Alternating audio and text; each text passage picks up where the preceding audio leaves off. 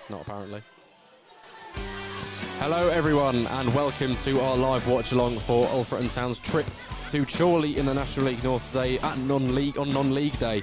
Alfreton come into this match still in search of a first league win since the 8th of February with a record of just 9 points from a possible 51, which stings to say, although on the positive side the only 2 victories in that run did come away from home.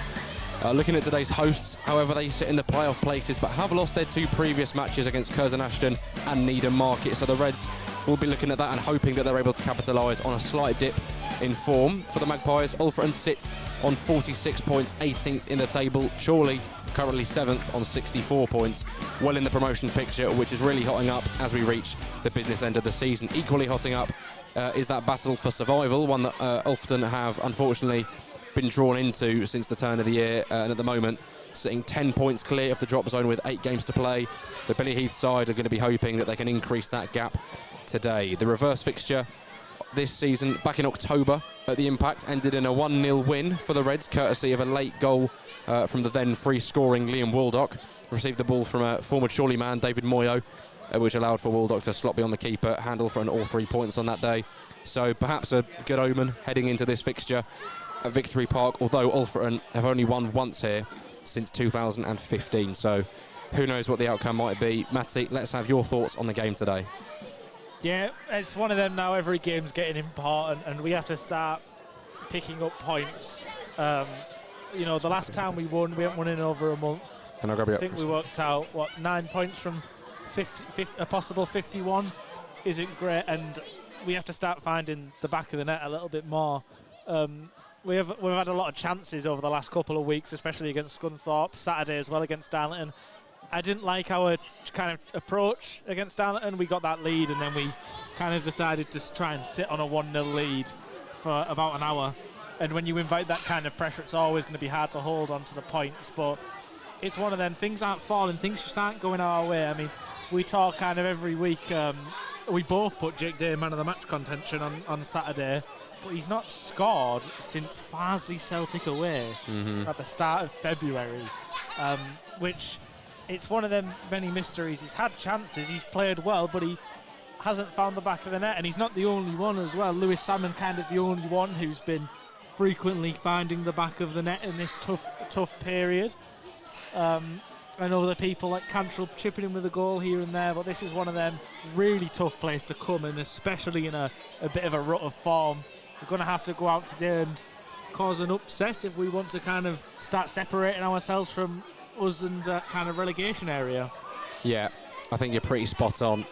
It has kind of been, the run-off almost sort of had that feeling of things just aren't going our way, and it was never more evident than that Darlington game most recently, where it was chance after chance after chance for the Reds, but nothing seemed to drop until Lewis Salmon found the back of the net.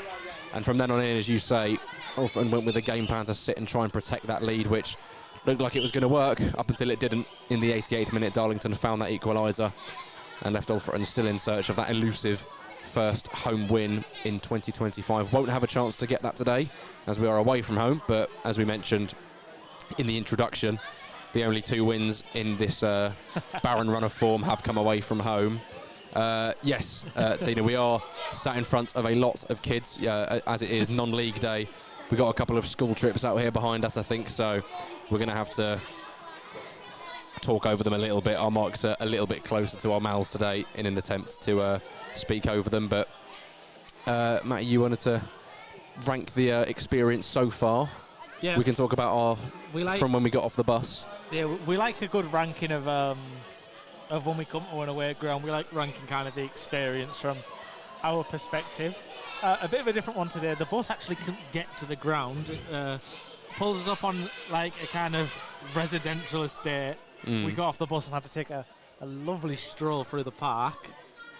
We came in through the players' entrance, which was swift, easy. We got up here. We did. And that was nice. So I would rate kind of the whole kind of coming in experience. I give it a high score, to be fair. I'd think an 8. Yeah, I'd agree with that.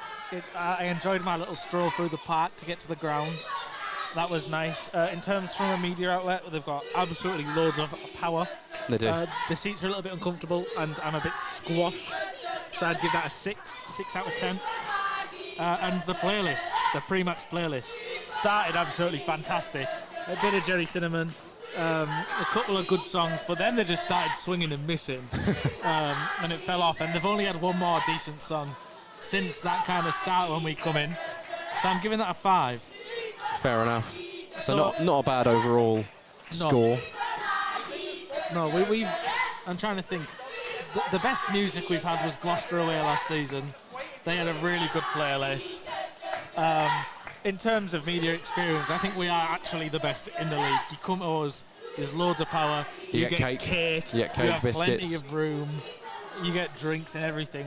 We provide the best experience. So that's why we can be so critical of everyone else's. Because we are the We've best. got the right to be. We haven't actually got a team sheet yet. No, that is the elephant in the press room at the moment. We are currently team sheetless. We do know the sides, but we don't have the confirmation of the Chorley team. But we can bring you the news that the Alfreton lineup, the starting 11 at least, is completely unchanged from Tuesday night. Owen German notably keeping his place after a fantastic full debut for the Reds. Only change on the bench being the return of David Solademi. He replaces Adam Anson, and we will obviously run you through the teams in the hopes that we get a sheet before kick-off, which is in 9 minutes' time. So fingers crossed. Yeah, it's not looking good team sheet-wise. But obviously Billy saw something that he liked on Tuesday. And so did I, to be fair. I thought we were brilliant when we started. We were having chance after chance. We were really putting them under pressure. We were causing them a lot of problems.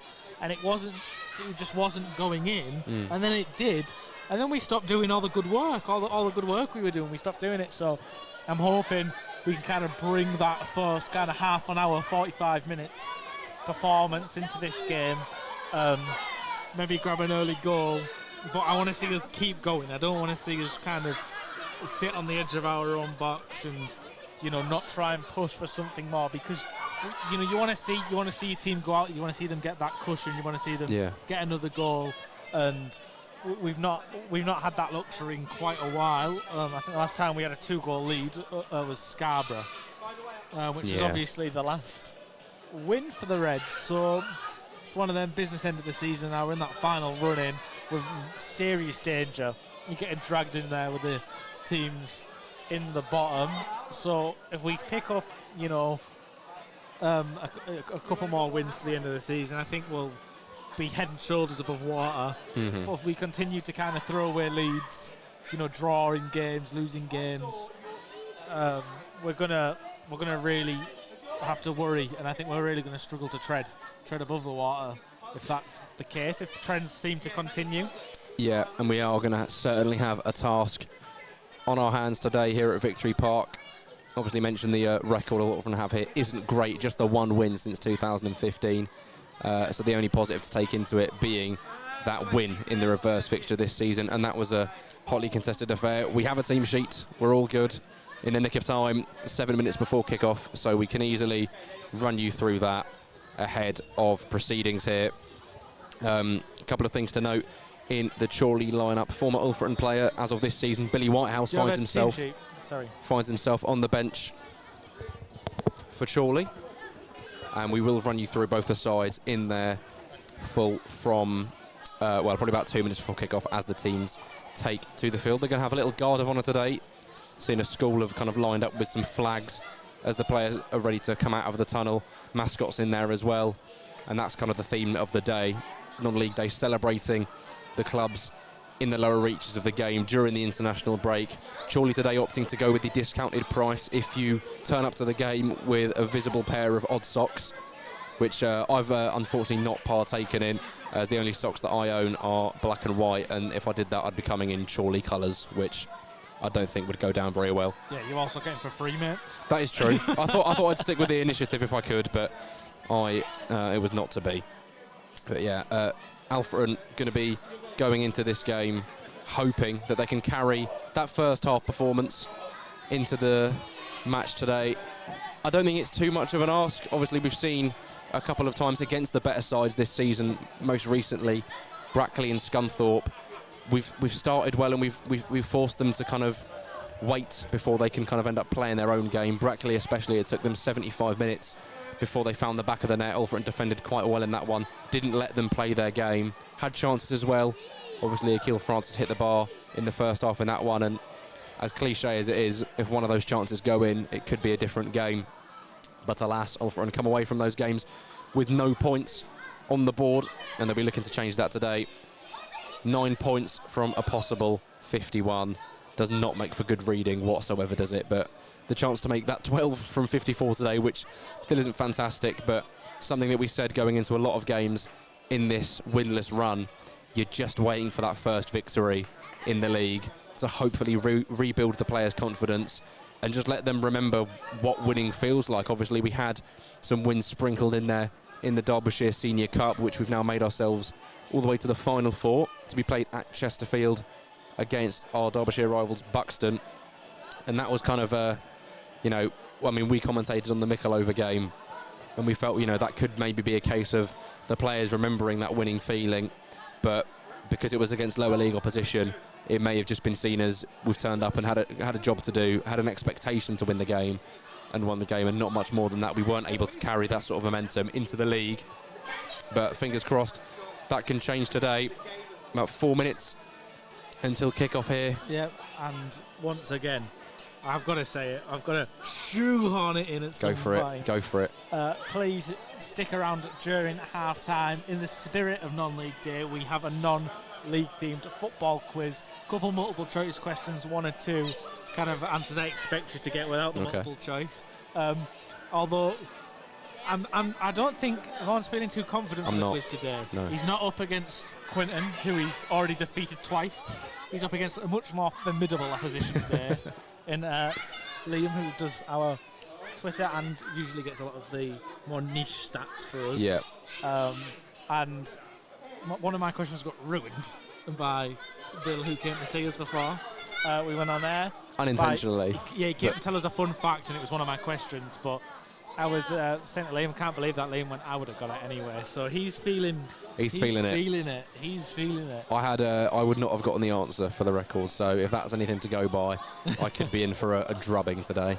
Bill had a go at the quiz before the game, didn't he? Yeah, you give him a little go. Yeah, Bill was at the very first Alfreton Town game. He's been coming since the club's formation, which means he's old.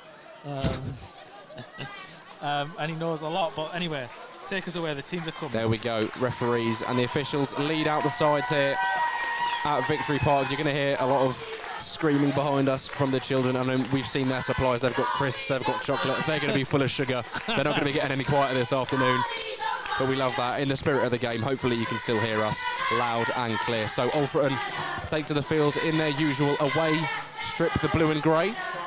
Chorley in their usual black and white home strip with a sprinkle of red in there.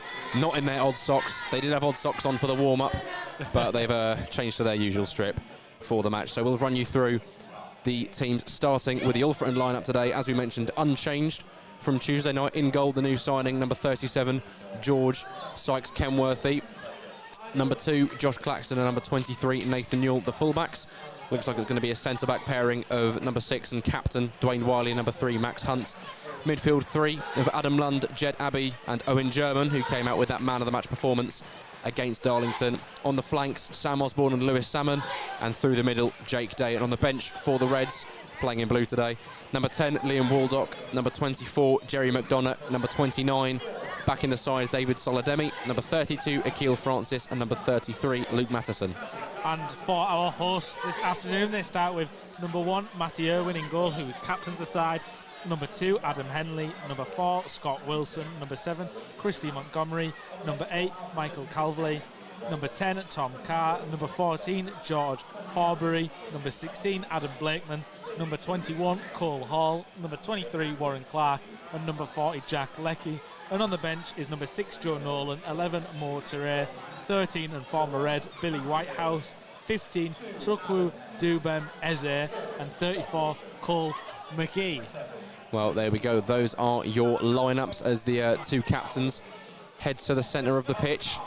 They're going to have a little introduction to the mascot and some kids taking a photo with them before kick-off here. Chorley celebrating National Down Syndrome Day today, I believe, as well as the non-league day celebration, so that's lovely to see. the manager's grandson, I want to say, if I've read their social media posts correctly. Stood in front of the Chorley captain, Matty Irwin, head of kickoff here, which explains why the teams took to the field slightly earlier than usual. So they'll have their photo taken in front of the officiating team today. The head official and referee, Melissa Bergin, preparing to get things underway as the children now leave the field of play. Looks like Alfreton are going to be shooting from right to left in this one for the first half. And there's the singing that we're going to get used to during this first 45, and I'm sure the second as well. But Alfreton preparing to shoot towards the Duke Street terrace in the first half. Just gone beyond 3 o'clock now, and it shouldn't be long until we're underway. I like that little reminder in the chat. Anyone that comes in can see it in case they miss the crucial information. Crucial info. There is a half-time show. It's new. It's not that new anymore. We've done it twice. This is number 3. But it's non-league day themed in the spirit of the day. Yeah, non-league day. Looks like a good crowd. It does. For the hosts. Really impressive. And that's what you want to see on a day like this as well. At least it's a nice day. No rain about. The sun's not out, but it's not cold. Kind of a kind of typical British March day. It looks like Chorley going to be the team to get things underway here, just as the final preparations take place ahead of kickoff. And there is the whistle from the referee. We are underway. Chorley get things started. Look to go direct immediately towards Cole Hall on the right flank. Dwayne Wiley heads clear. Back forward towards Hall. Wiley gets his head to it, and Nathan Newell forced to hook that one out of play for a Chorley throw in the early stages. On that right-hand side, right by the corner flag. So a positive start for the hosts. Looks like it's going to be the number 16 for Chorley, Adam Blakeman, to take this throw, and he might have something of a long throw, judging by how the side line up inside the 6-yard box. In it comes towards that 6-yard box. Jake Day steps in with a defensive header to knock it out for a corner. And Chorley with a chance to deliver into the box once again in the first minute of the game. I think Blakeman stayed by the corner flag to take the set piece as well after launching that ball into the box from the throw. It didn't quite look like as impressive as Adam Lund's, but I'm sure time will tell. Maybe that could have been an off one. And Blakeman sets the ball down. It's going to be a left-footed in-swinger, unless he likes to go short. No, he delivers that one into the area, and the header's in there at the back post. And Chorley lead immediately. It's the number 8, Michael Culverley. A perfect start for the hosts. They go direct, looking for that header of Cole Hall. Bounces out for the throw-in. Throw-in makes its way into the box, makes the Alfreton defence think about it. Jake Day forced to come in with some defensive duty to knock it behind for that corner, and they make it count. It's a good delivery from the 16, Adam Blakeman. Puts it into the back post area, and it's the number 8, Michael Culverley, that's there just to prod it beyond the goalkeeper, Sykes Kenworthy. It looked like it might have taken a deflection on its way through by the way that the goalkeeper hit the ground. It might have wrong-footed him, but nonetheless, Alfreton Town find themselves behind within 2 minutes here at Victory Park. Not the start that Billy Heath would have wanted for his side.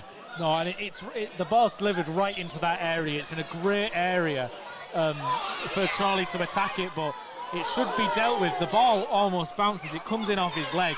Someone in the Alfreton penalty area should take charge and get rid of that, and they don't, and it bounces, and it just leaves that opportunity for someone to pounce on it. And it's not good enough defending. It's once again the ball bouncing in the box, dropping in the box, and Alfreton failing to deal with it. And once again they find themselves in behind in a game because of the same kind of things happening. Yeah, well, Chorley now with an ideal start to proceedings here, and I'm sure that's going to do them a wonder of confidence after losing their previous 2 fixtures. They're going to want to capitalise on a performance here, and taking the lead in the early stages is going to do nothing but good for that expectation. And conceding the free kick in the attacking third allows for Chorley to send a free kick long. It's Irwin, the goalkeeper, sends it direct. Looking for Tom Carr. Max Hunt does beat him to the header, but I think there's a clash of heads in there. Both Hunt and Carr hit the deck, and both sets of physios waved on. Ollie's been beaten for pace. Both players down holding their heads. Looked like a sore one. David's out to warm up. And then both received treatment. And yeah, Soledemi taking the precautionary warm-up already. Should Max Hunt need to be replaced, which would be another big blow for Alfreton if things couldn't get any worse in the opening 5 minutes. That would certainly be a blow. Not that Soledemi's not a capable defender at all, but you don't want your side shaken up like that so early on against your will. Yeah, especially when you've gone behind as well just before then. Moments before. Max Hunt was once upon a time with a centre-half who was ever present before the Christmas period, where he played every single minute up until somewhere in mid-December, where he finally dropped out the side for the first time. You see Billy Heath-time player standing at the massive 6'7". Well, both players back to their feet. A little handshake as well between the pair, who are both going to have to wait off the pitch as the concussion precaution before being waved back on, but both of them look okay to continue. Ollie just double checking with Max Hunt. He tells him, I'm fine. So hopefully just a little impact thing, a bit of shock. But both players look like they're going to be back into the swing of things, back into the play as quick as they were out of it. Referee Melissa Wagon drops the ball for Dwayne Wiley to send forward. Alfreton were in possession when that stoppage happened, and both players now are waved back on. The ball back with the goalkeeper, Sykes Kenworthy, looks to go long towards the kind of gap between Salmon and Day, but not a tricky one for the back line to deal with. Scott Wilson clears. Back forward again by Chorley following that header from Wiley. Max Hunt back into the fray with a hoofed clearance upfield. It's going to run straight through to hosting goalkeeper Matty Irwin, the captain today. Going to take his time before distributing. Looks to go long towards Hall.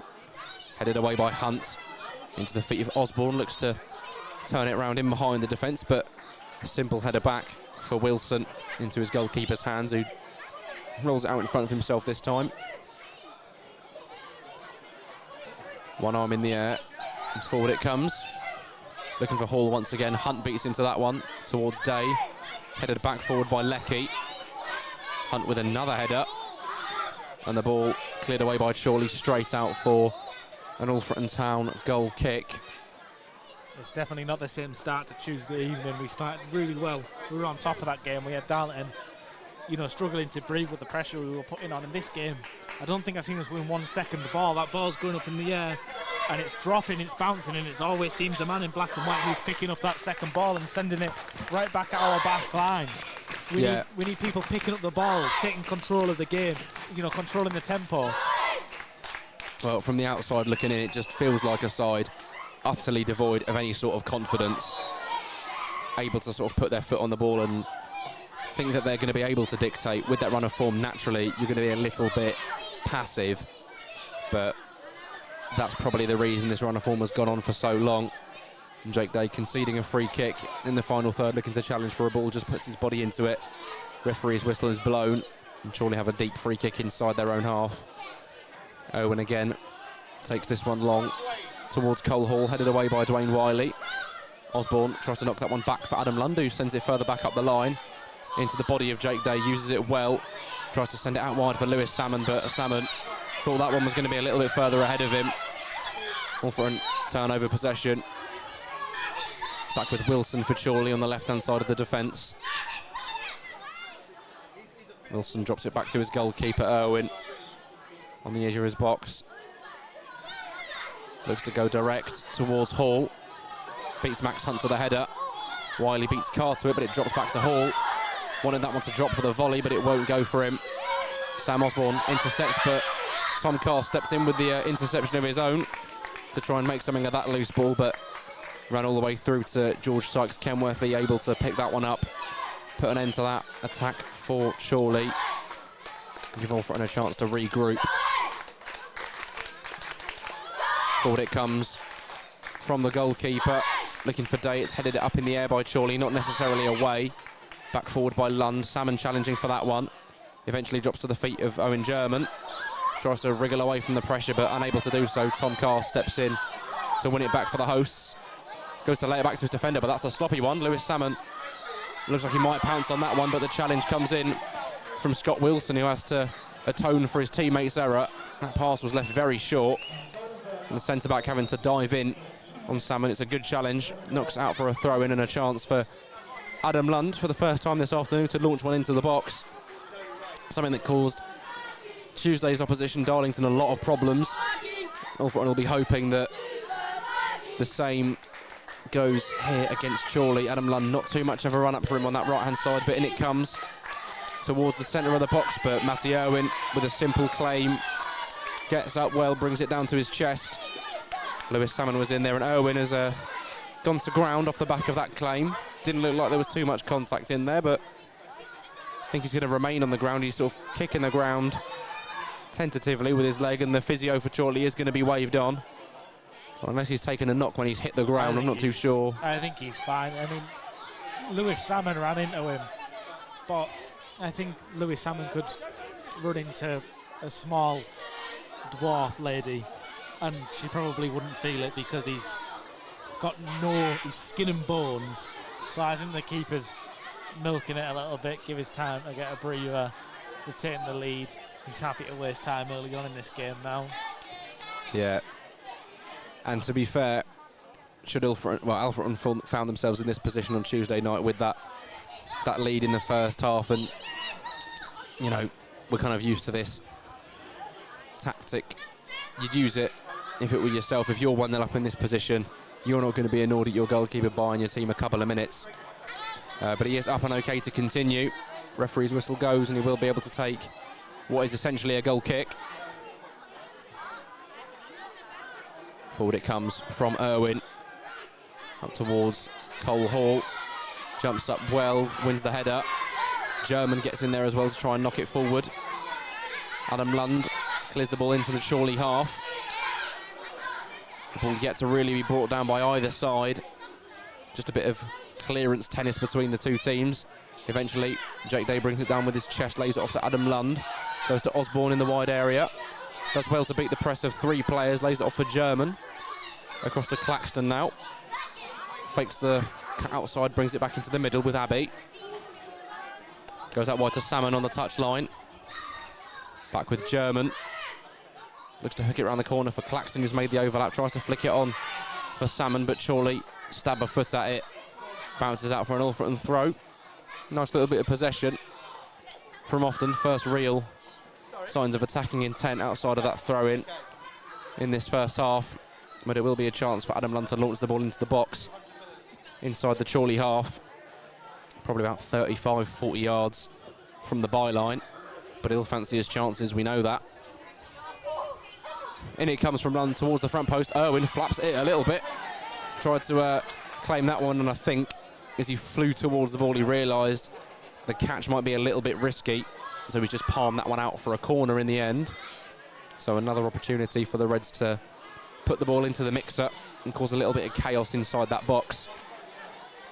Sam Osborne, the man on corner duty from that right-hand side. Going to be the right-footed delivery.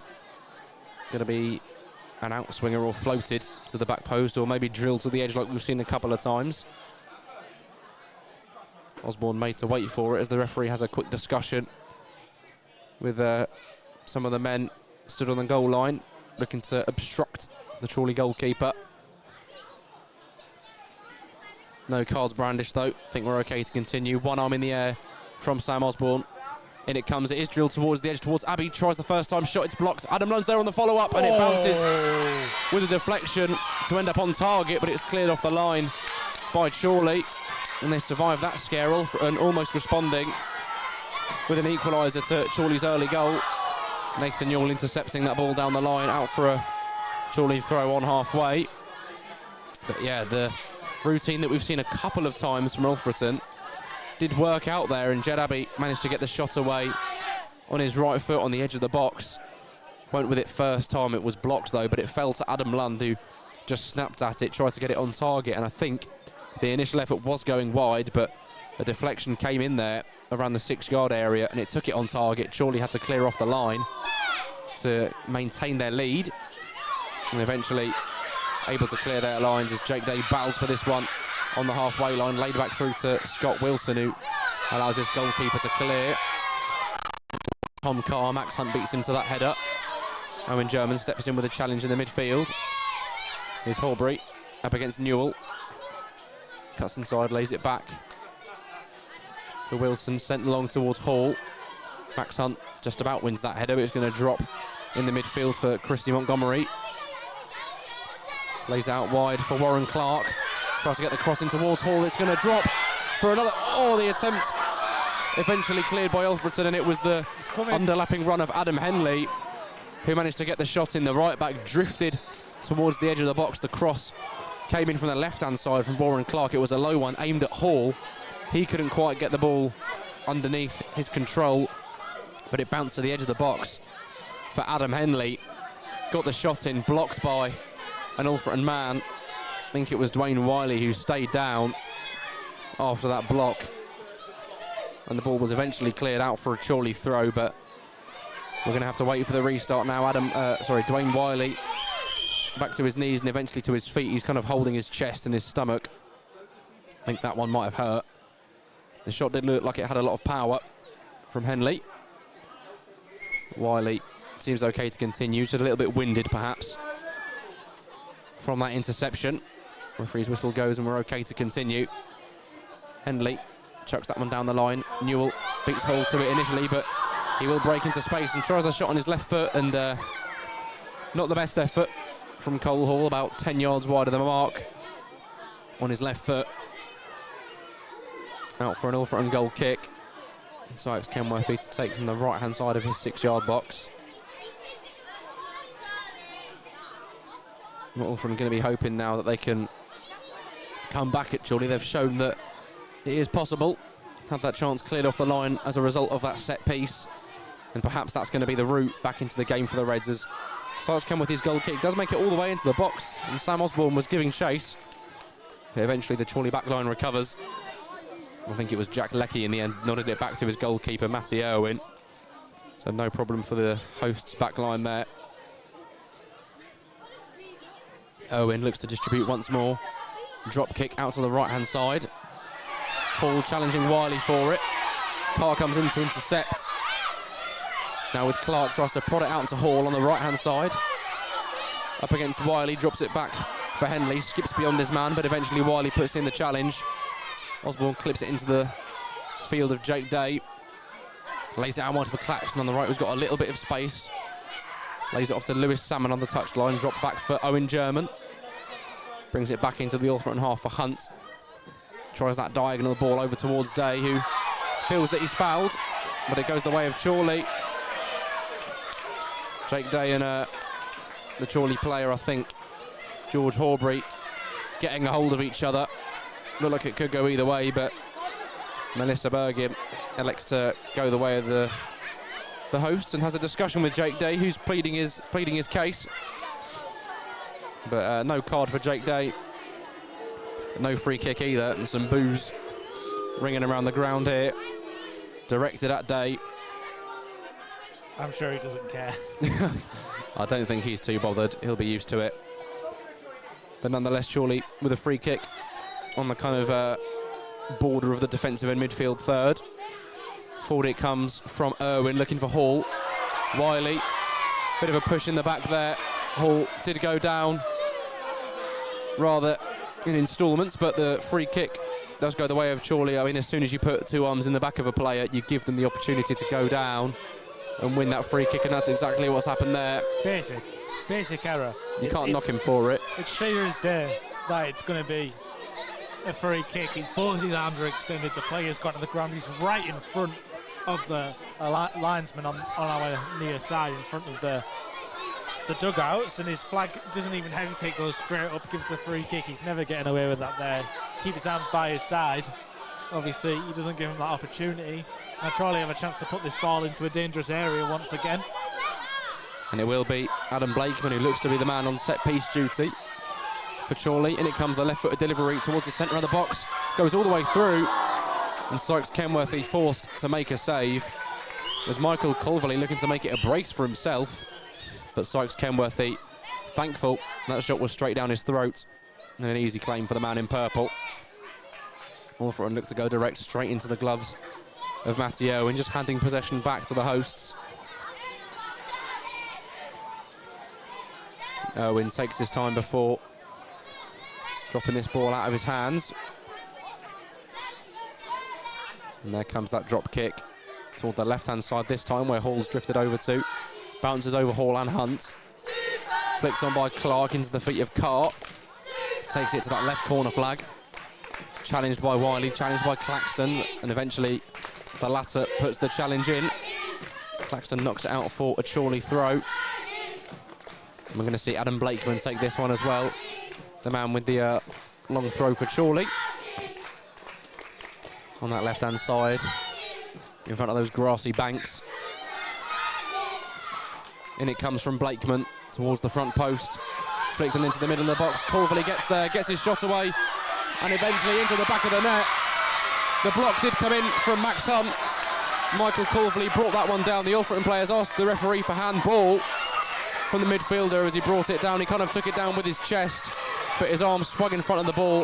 The Alfreton players saying that it's a handball. The linesman discussing with Lewis Salmon, but it's the number 8, Michael Chorley, with a second in this first half. Got the shot in, blocked by Hunt, who kind of dropped down with a little long barrier block, but it went through his legs, not deflected enough, and Chorley able to just tap it into the back of the net uncontested.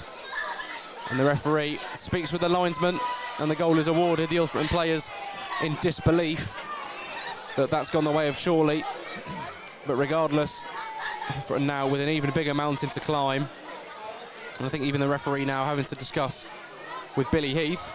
It looked like when the Alfreton players went over to ask the linesman what his thoughts were, the linesman was kind of nodding and saying he knows and he's going to have a discussion with the referee and explain things, but the goal does go the way of Chorley, and the referee now, Melissa Bergin, having to explain that to Billy Heath, who's in as much disbelief as the Alfreton players.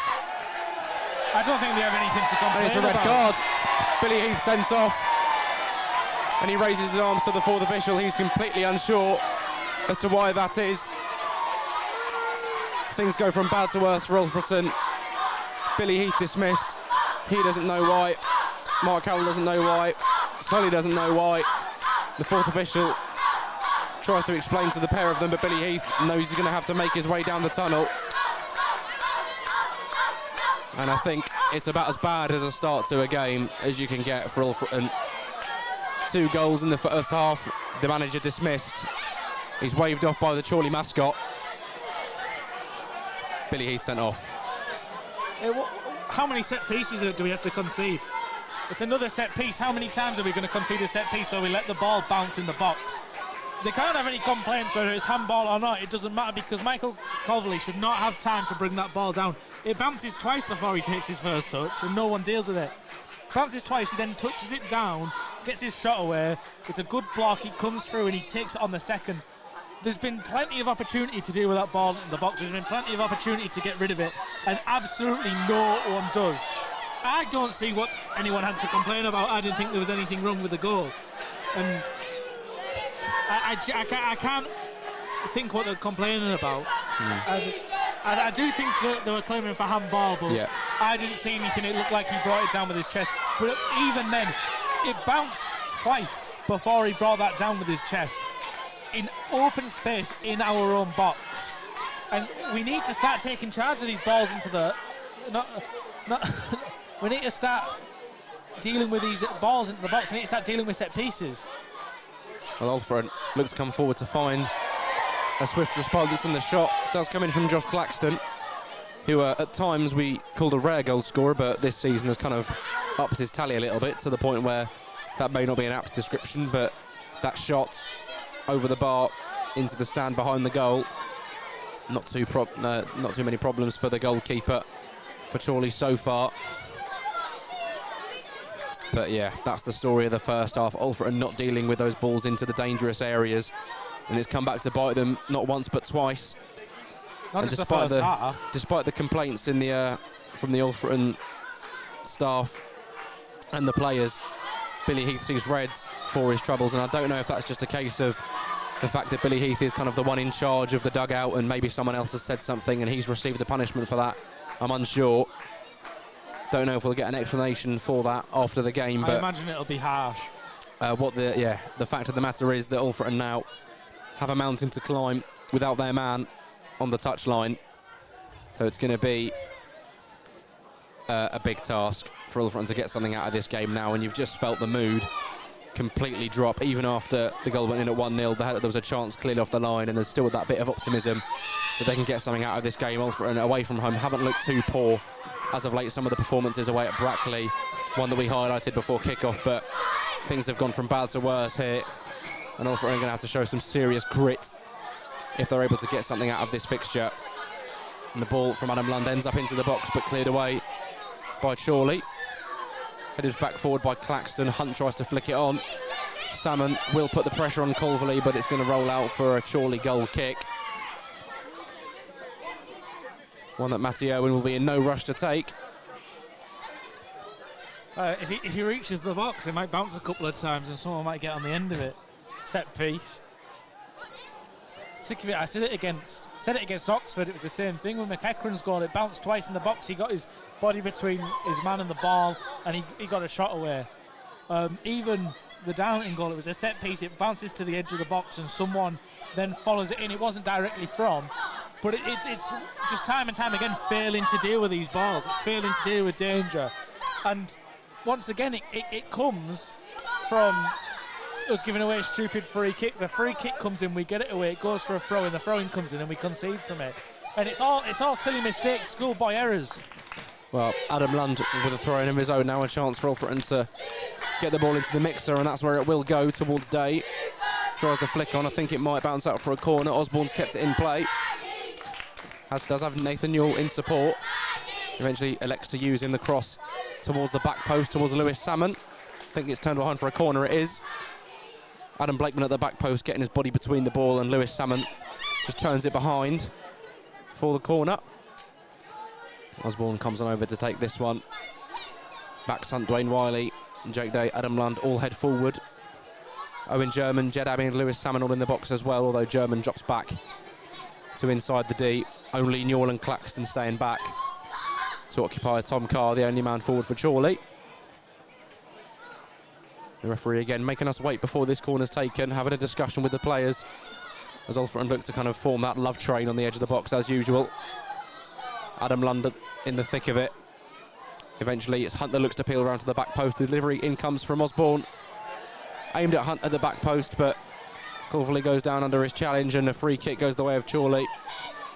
Puts an end to that attack pretty swiftly. Lovely little update in the chat there. Thank you, Mason. Former Alfreton man John Akinde putting Braintree in front against high-flying York City. I'm going to have to fact-check that. Check he's not having me on. How much are you paying him for the updates? Get in there. Works for FootMob, mate. He's just coming and he gives me my own update, so I don't have to check at half-time anymore. Get in there, Big John.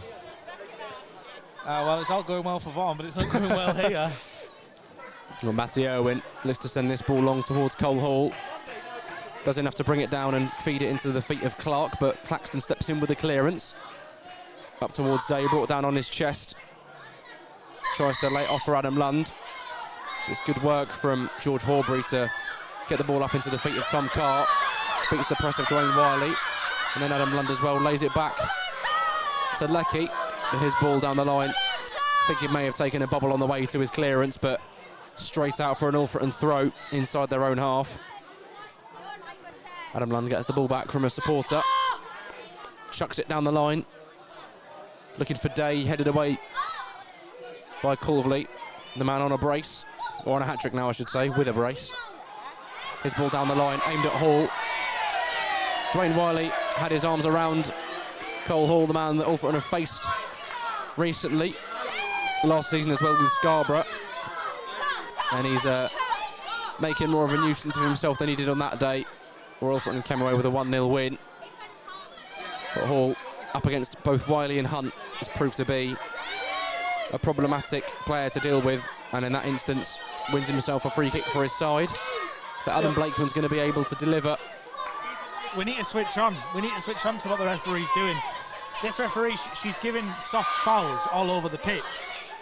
and we know she's going to give them. So why do we keep grabbing? Why do we keep pulling, holding shirts? Because you're going to give away a free kick. Well, in it comes from Blakeman. It's a confident claim from Sykes Kenworth. He thinks about unleashing Salmon on the counter-attack, but eventually elects to wait for Jake Day to head forward. Distributes it quickly, though, to Josh Claxton. Tries to go direct himself over towards Osborne. Touches it down well. Brings it into space for himself as well. Looks to get beyond his man. Culverley does so. Lays it out wide to Claxton. Good bit of work from Osborne. In comes the delivery from Josh Claxton. Looking for Day. It's headed out by the Chorley back line and eventually further cleared by Carr. Out for an Alfreton throw. In a attacking position, a chance for Adam Lund to send the ball into the mixer once again. Claxton comes over to provide the short option. Every man back for Chorley. And the furthest forward being Tom Carr, and that's only about 25 yards from goal. Adam Lund tosses this one into the area towards the centre of the box, flicked on towards the back post. Salmon puts it back in there, and the ball doesn't end up in the back of the net. The offside flag is up anyway. Jed Abbey, I think, was the one in there that was looking to prod it home, but the flag was raised after Salmon's header back across goal. You'd imagine it was either him or Abbey that was offside. I think it might have been Salmon from the flick on. I imagine that's more likely. But nonetheless, Chorley with a free kick inside their own box. Relieves all pressure from that Adam Lund throw. Alfreton unable to get those sorts of set pieces and balls into the box to stick for quite some time now. Irwin, the skipper, goes long. Bit of backspin on that one. Headed forward by Carr, straight out for an Alfreton throw though. Adam Lund trots on over to take inside his own half. Sykes Kenworth, he comes to give him the ball. And it's going to go down the line. Andy Priest, the Chorley manager, asking questions of the linesman. Adam Lund bought a few yards there before launching that one down the line, but it's flicked on by an Alfreton man and straight out for a Chorley goal kick. Alfreton just not seemed to get much in possession at all. The only two times you've really seen Alfreton with their foot on the ball, there was a nice bit of passing at 1-0 down between the players, and then most recently Sam Osborne brought the ball down for himself, decided that he's going to have a little run at a few people, beats two players, and then laid it out wide for Claxton, who was able to cross into the box. But outside of that, Alfreton not able to get the ball down on the ground with too much luck. And Chorley look to go long themselves. It's up in the air, contested by Hunt. Chorley come away with it though. Horbury looks to go into the feet of Henley. Gets beyond Osborne. Laid back for Horbury, has plenty of time to cross into the box, headed away by Newell. Only as far as Blakeman, who dispossessed by Day. And Nathan Newell looks to clear into the space where Lewis Salmon is, but just a little too much on it for Salmon to reach. Straight out for a Chorley throw on the far side in their defensive third. Alfreton been up against it really from minute one.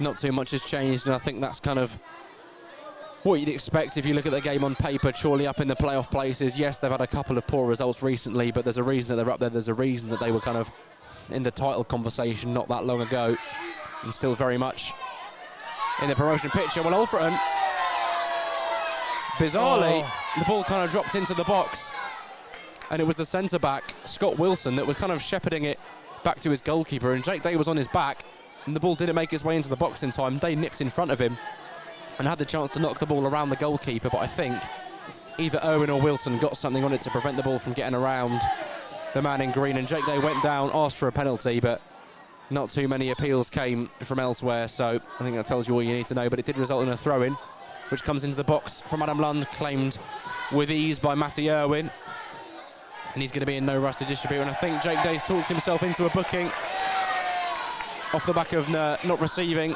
that decision. Must have said something to the referee, Melissa Bergin. Not the first time that she's had to have a conversation with him. He's had a warning, and it is going to be a booking for the number 9, Jake Day, the first card brandished for a player this afternoon. Obviously, Billy Heath being sent off in the early stages, if you missed that. Because you hear the chant. One of the strangest chants I've quite ever heard. Jake Day. Well, Chorley preparing a change for themselves in the first half. Mo Toure is ready on the sideline. I'm not sure if this is a tactical one. If it is, it's harsh. It might be a precautionary one, as Tom Carr was down earlier with a little bit of a concussion after colliding with Max Hunt, and I think he gesticulates to his manager Andy Priest that he's still feeling it in his head. So the Chorley manager taking no chances with this one, and I think that speaks volumes. He's looking at this from a perspective of, I can easily make this change now at 2-0 up in the first half. But Toure, the first substitute in this game, might see a change of system for Chorley. We'll bring you confirmation of that. I think Toure might just be operating on the right-hand side.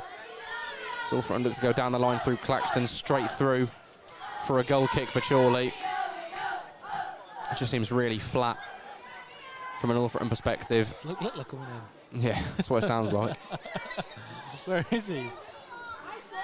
Surprise half-time appearance.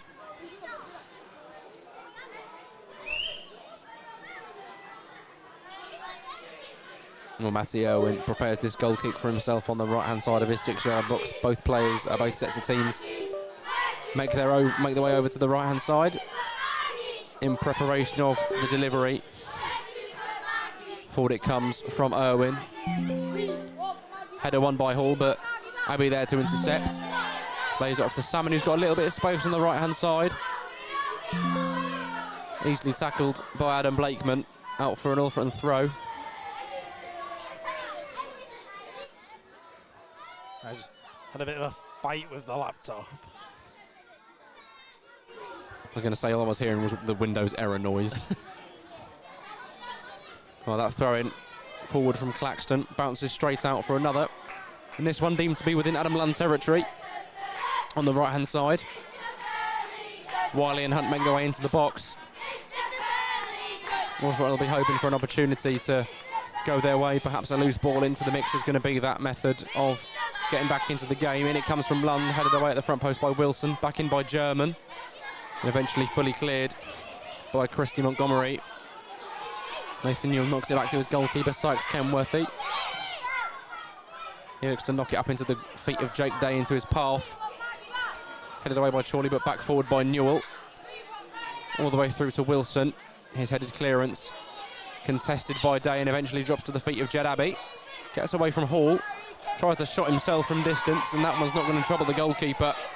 Straight over the crossbar into that big stand behind the goal, which is packed out today. And that's probably the closest Alfreton have come since the score went 2-0. But Chorley just happy to kind of consolidate with this lead. They're pretty content that they can keep Alfreton at bay. And if that's the only kind of shots that they're going to be conceding, I don't think they'll be too bothered with that. Matty Irwin preparing another goal kick. Looks to deliver into the attacking third for Toure, cleared away by Hunt. Jake Day does his best to bring that one down, but Colverley intercepts. Laid out wide by Leckie. Poor control though, German intercepts. His ball aimed to be one that Osborne could latch onto, but headed out of play by a Chorley man for a throw-in. Adam Lund, to the surprise of nobody, lines up to take this one. On the left-hand side, Nathan Newell does provide the short option. Adam Lund tells him to get a move on. And he goes into the area, headed away by Chorley. Back out to Adam Lund though. Has to beat Toure to it, looks to take it into the box, but Toure has no problem whatsoever just getting between Lund and the ball and seeing that one out for a goal kick. Chorley relatively just unbothered by everything Alfreton have thrown at them. They've cruised so far in this first half. Yeah, ever since taking the lead, which was in about a minute and a half, they've looked on top and obviously got that second goal, which Alfreton can have all the complaints that they want about it. It looked like there could be a shout for handball in there, but all that's resulted in is going two goals down and the manager being dismissed. I'm sure Billy Heath will reveal all in his post-match interview, but Alfreton Town still with a mountain to climb in this first half.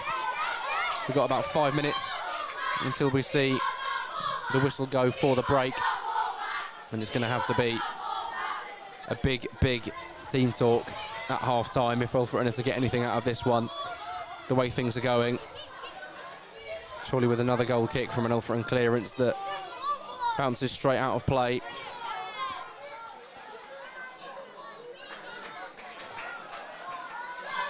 Irwin taking what must be the 10th goal kick of the afternoon already,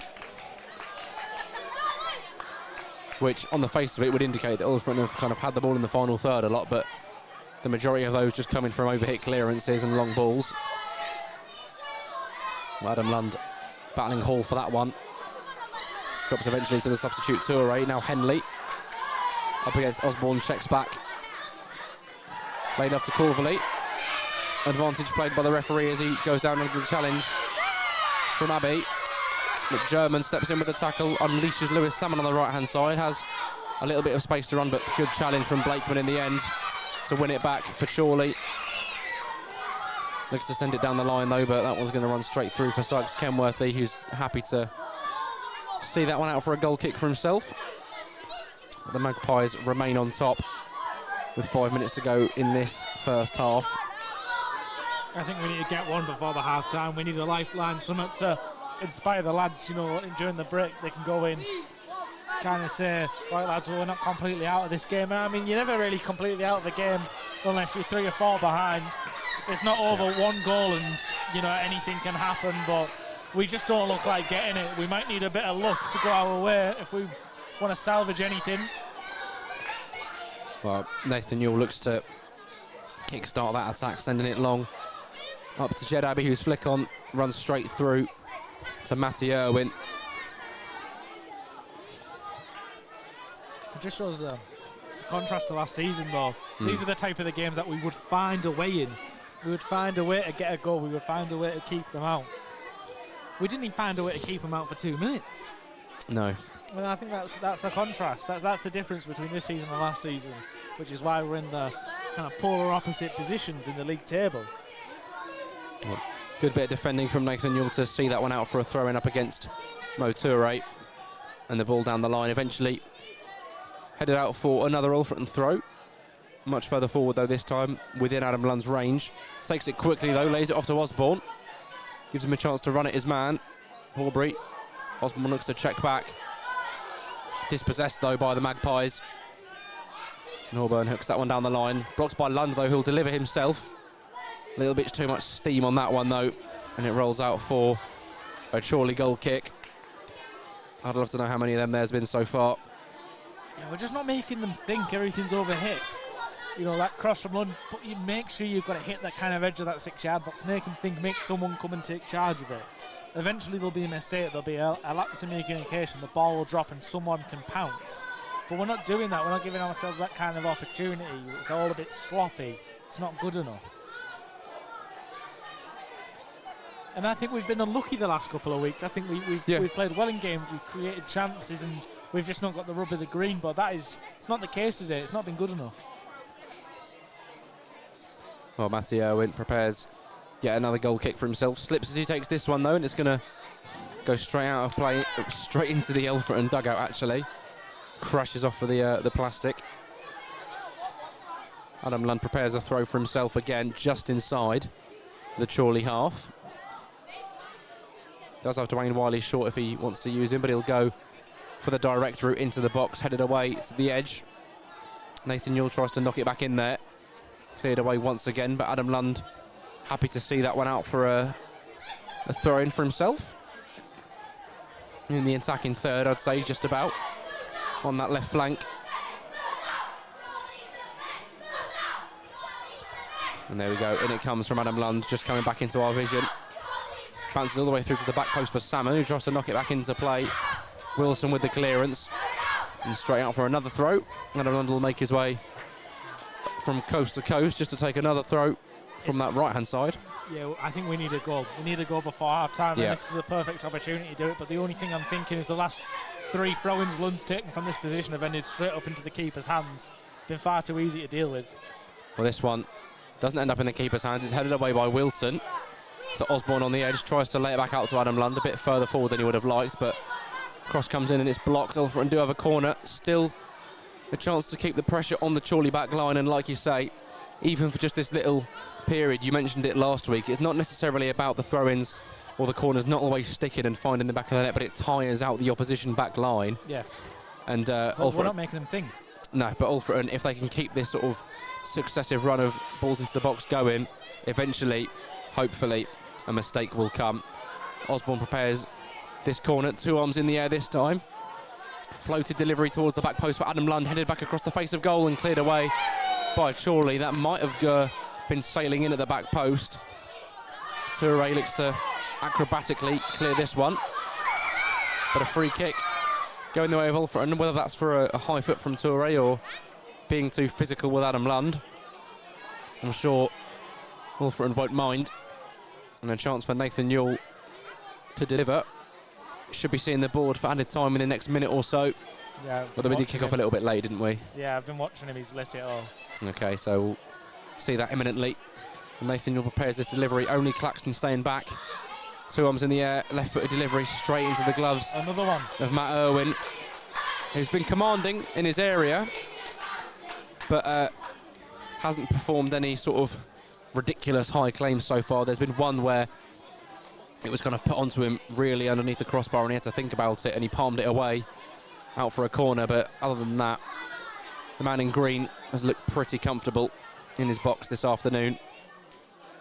Although that clearance towards Lund. Fourth official does raise his board. 4 minutes of added time to be played in this first half. Obviously a couple of stoppages. Max Hunt and Tom Carr stayed down for a little while with a pair of head injuries, and Tom Carr eventually was withdrawn by Chorley. Max Hunt still on the pitch and in the box as Alfreton have themselves a throw-in in this injury time period. In it comes for Adam Lund towards the back post, headed away by Chorley. Owen German having to battle for it up against the Chorley man. It eventually drops to Osborne, tries to knock it back to German, and I think the challenge eventually did come in from Montgomery as the linesman flags for an Alfreton throw. So another opportunity for Alfreton to put the ball into the box, something that we've been accustomed to over the last 2 and a bit seasons. And it comes from Lund towards the centre of the box. Goalkeeper once again, Irwin, able to claim that one with both hands.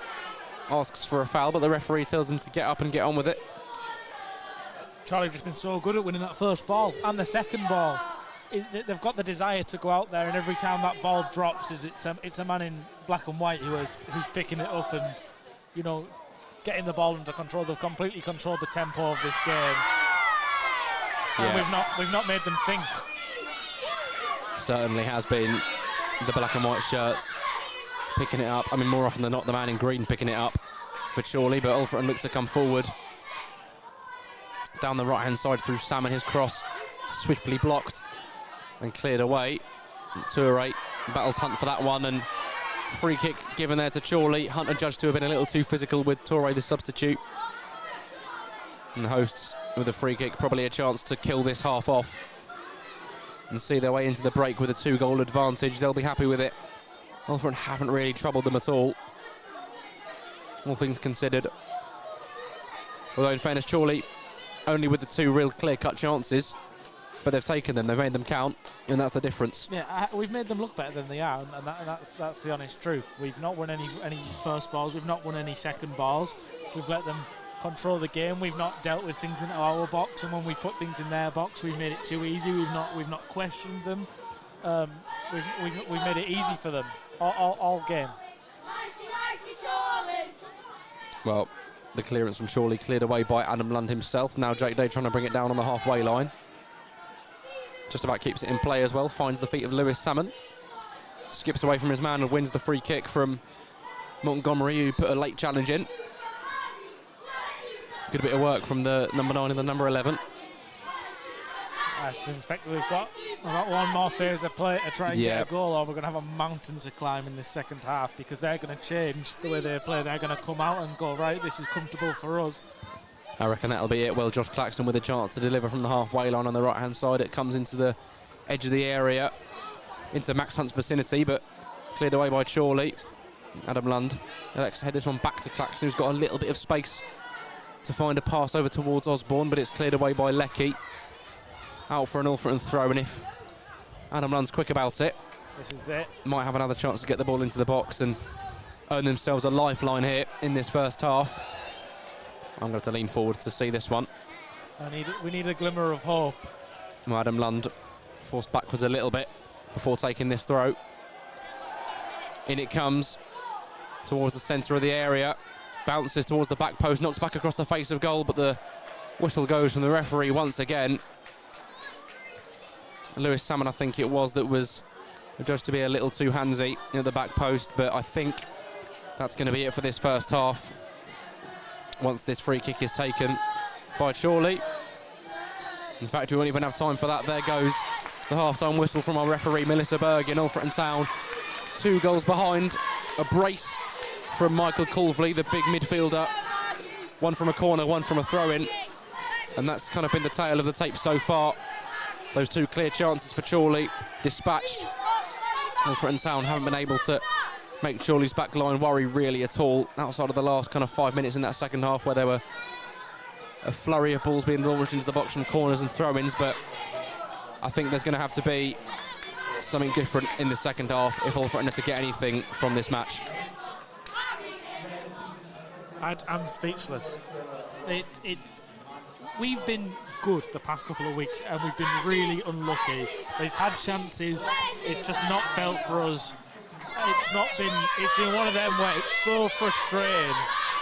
And we're getting to that point in the season now where we're going to have to start worrying. We're going to have to start showing that we've got some fight, we've got some desire, and we've shown the opposite of that. We've gone out there and we've not won any first balls, we've not won any second balls.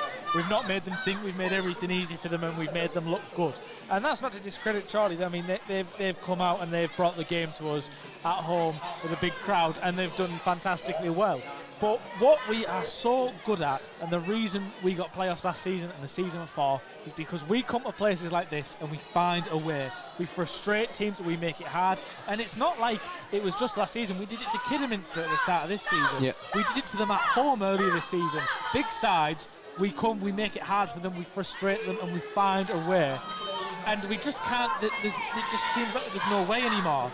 There's no way for us to kind of break through these teams. But like we say, we've got a mountain to climb in the second half.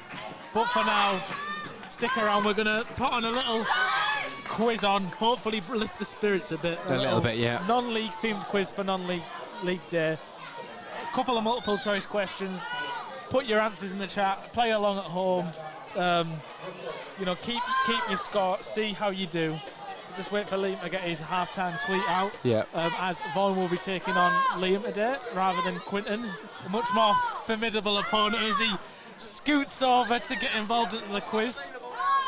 Here we go. So I'll get out of the way of your I'll phone. read out the question. I'll then read out the multiple choice answers. If it is multiple choice, I'll let you know if it's not. For the people listening, you'll hear Vaughan's answer, but I will say what Liam's answer is. And we will see who does the best. I'm going to unplug this, otherwise it's going to get all dodgy on me. Right. The first question. Here we go. In 2016-17, which non-league club became the first non-league side in over a century to reach the FA Cup quarter-finals? Is it A, Luton, B, Wimbledon, C, Lincoln City? I'm going to go with C. You're both correct. It's C, Lincoln City. Like I said, there's cheers going off. There's cheers. Right, a point each. That was quick, that. No deliberation. Yeah. No, knew it from the question, mate. Number 2. Who did Macclesfield Town beat at Wembley in the first FA Trophy final in 1970? Is it A, Darlington, B, Telford, or C, Tunbridge Angels? I'm going to take an absolute stab in the dark and go B. I'm going to go for B. B's correct. We both, once again, went for B. Get in. and B was the correct answer. Telford were beaten by Macclesfield Town in the first FA Trophy final. I just based that off the fact that I think Darlington were a Football League side at that time. Yeah. And Tonbridge Angels didn't fancy their chances of getting to an FA Trophy final. Well, question 3. In May 2012, Fleetwood sold a player to a Championship club who would later play for England. Who was that player? Yeah, I'm going to agree with Liam there. Well, they've both gone with Jamie Vardy. And they're both correct. Way. So it's a nice easy one. Nice easy one. Dorothy, I think it gets harder. I think. Question number 4. In 2015, which non-league club marks the opening of their new stadium with a friendly against Benfica? Is it A, Billingham Synthonia, B, FC United of Manchester, C, Athletic Newham? I'm going to go B because I'm 99% sure it's not Athletic Newham, and it's a 50-50 other than that. Well, He's Liam pretty has certain. followed Vaughan. They've both gone for B, but Liam was nodding his head as I read out FC United of Manchester. And that is the correct one. FC United of Manchester did play Benfica in a friendly to mark the opening of their new stadium in 2015. For all you, Wow. steamrolling through my quiz so far. Number 5. Which club were Wrexham relegated to the National League with in 2008?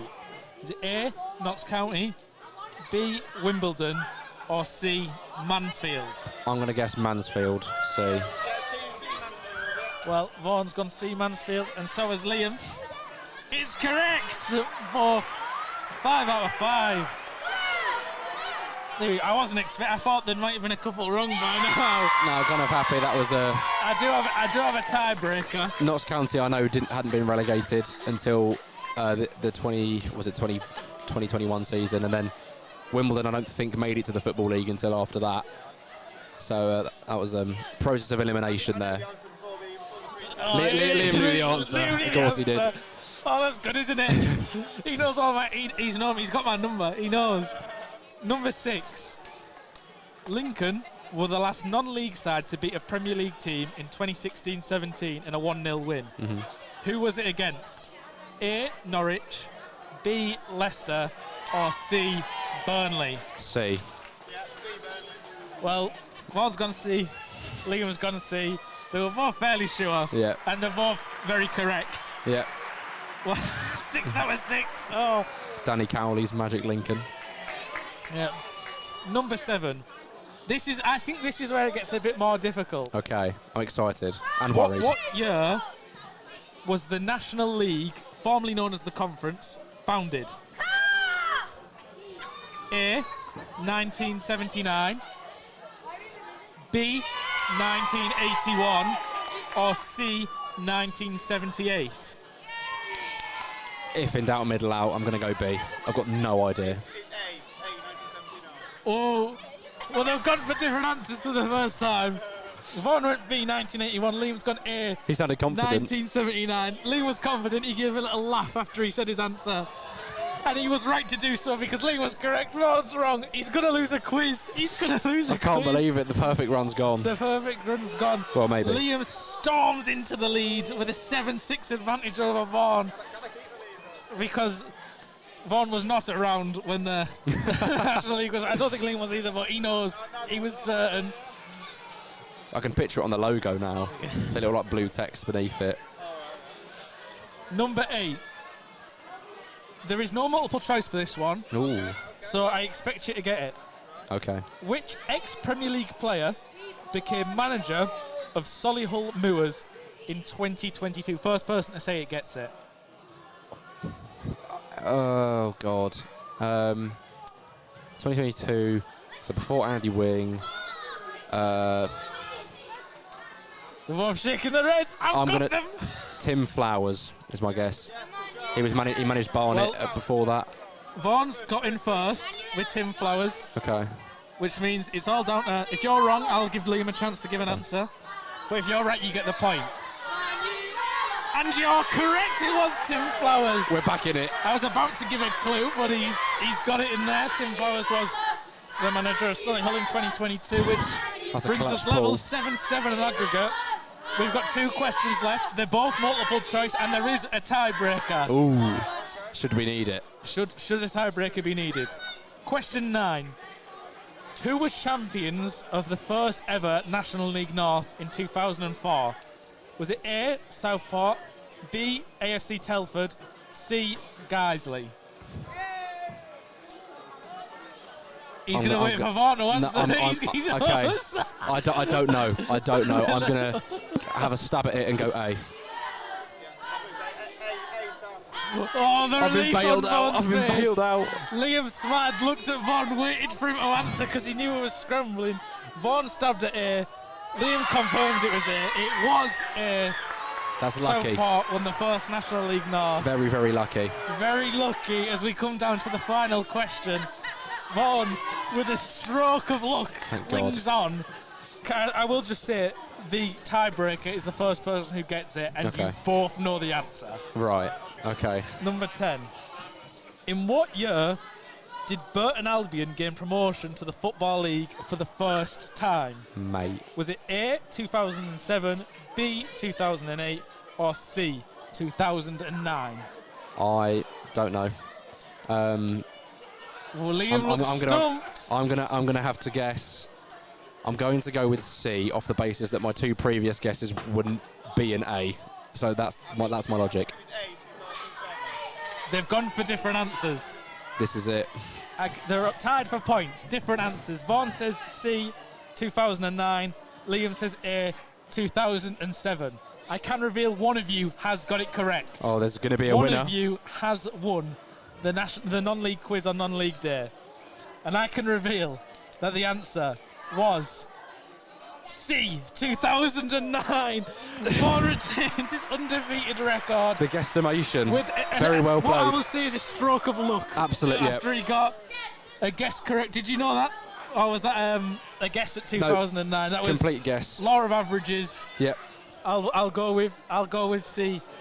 Unlucky, Liam. You were a formidable opponent. Absolutely. I thought you had his number at one point. So did I. I think you led. I think you led the duck to water a couple of times early on.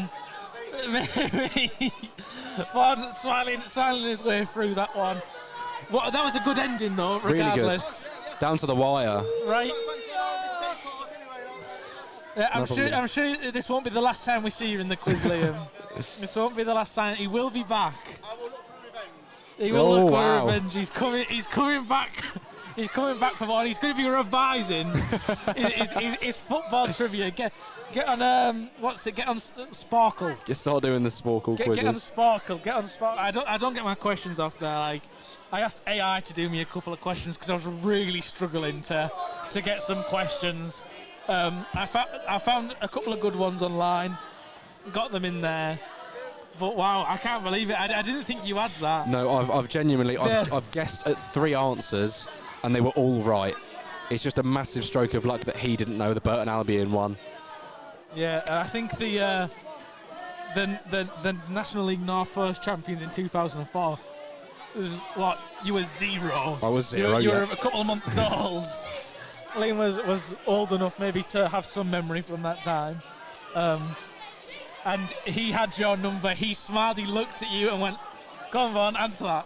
What was the tiebreaker question? The tiebreaker. For the fans at home. If you would want to know what the tiebreaker was, the tiebreaker was who was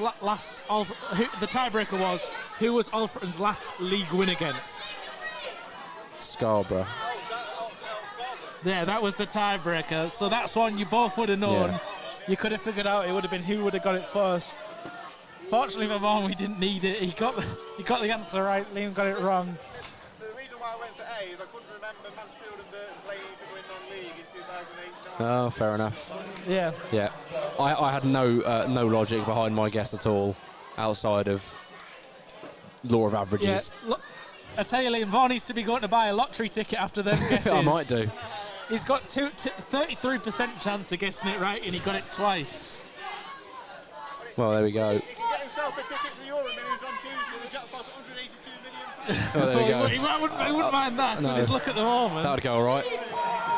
Well, that's timed us very well, as it always seems to. The teams now retake to the pitch for this second half. I don't believe there's been any half-time swaps from either side. And if Alfreton are to make one, I think they'll do what they usually do and play the first 5 minutes of the second half and then make the change, just so Chorley don't see that they've made the swap at the break. Yeah. But Chorley coming out to the pitch in dribs and drabs. I think we've got the full 11 now. Yep.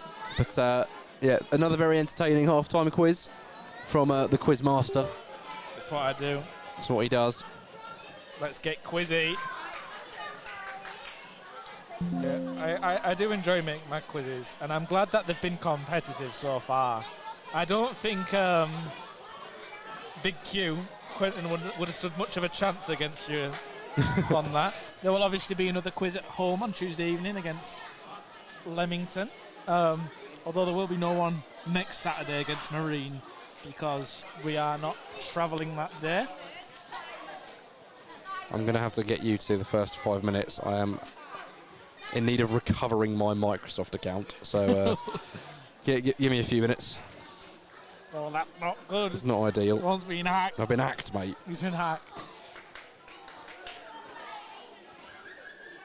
It looks brilliant. It looks all right, mate. Yep. I don't really know what they're trying to tell me. Here's from Microsoft. Legitimate email. Take us away, mate. Give me 2 minutes. While Vaughan messes about with his phone, I'll take us away for a minute as we go for the usual kick-off. German knocks it back. The ball goes diagonally across. We have a bit of a bounce in the middle, and Newell sends the ball all the way along up through to Matty Irwin, who is going to take the ball into his box before picking it up, making Jed Abbey run all the way up to the edge of his box before he does that, wasting a bit of time early in the second half as his side still hold the 2-0 advantage from the first.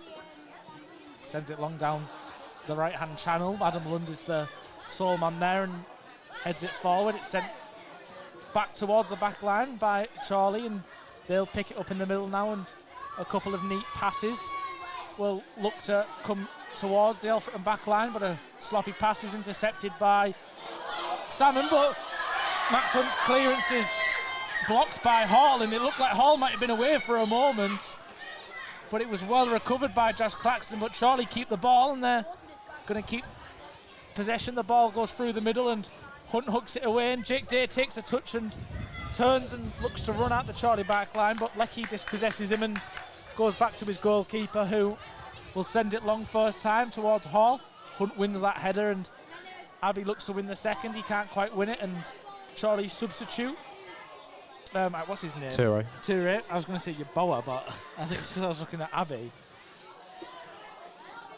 He looks to bring it down, it's away, but Chorley knock it up again, and Hunt will head that out for a throw-in, and we'll see the usual set-piece specialist, if you will, Avril Blakeman, go up to take the long throw into the box. I can't quite see because there is so many people on the stairs that I can't quite see the ball, but we're anticipating the long throws. The fourth official passes a new ball onto the pitch for the set-piece taker.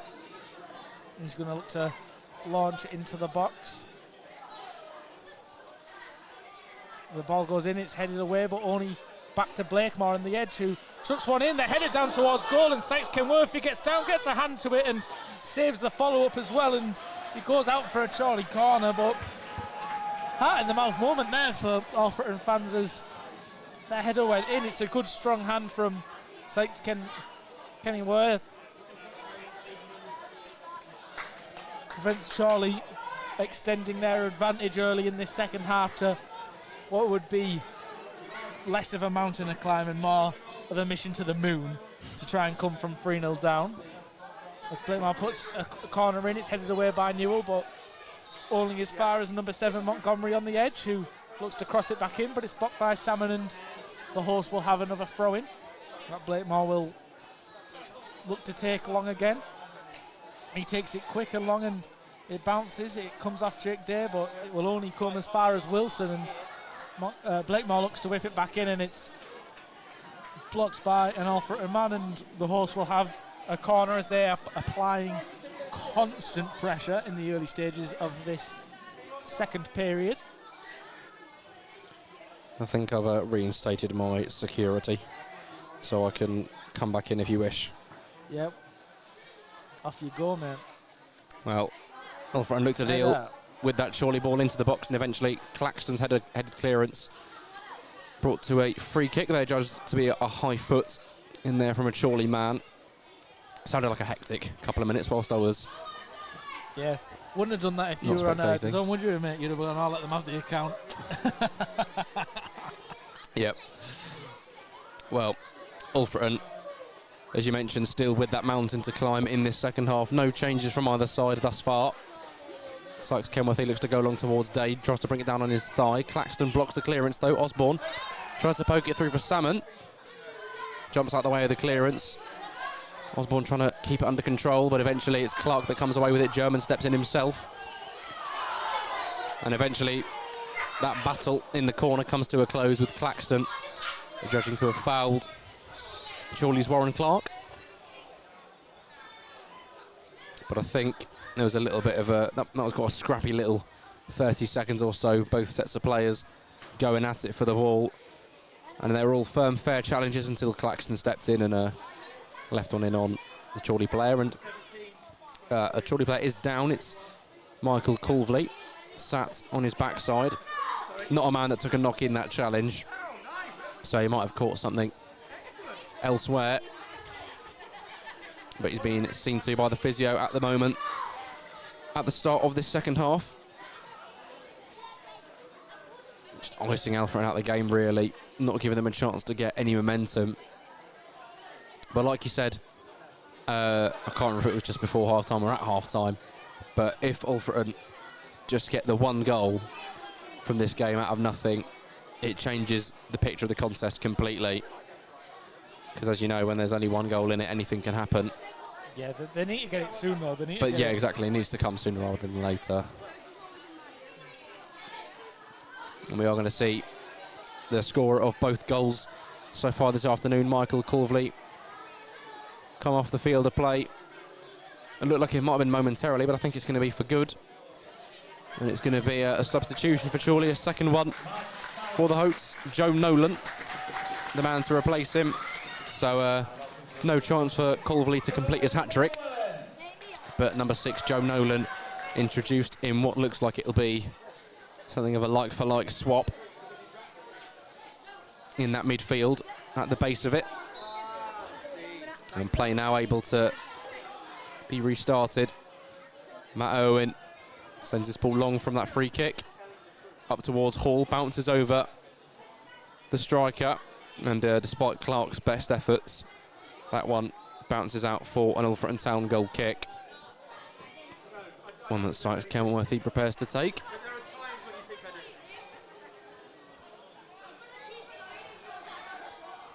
And Jake Day, Lewis Salmon and Sam Osborne all occupying those positions behind the defensive line.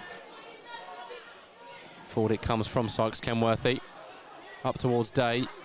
He's the target as always, but headed forward by Horbury. Osborne tries to beat Nolan to that one, goes down, but referee thinks no wrongdoing. And Chorley are going to have themselves a throw as a result of that clearance.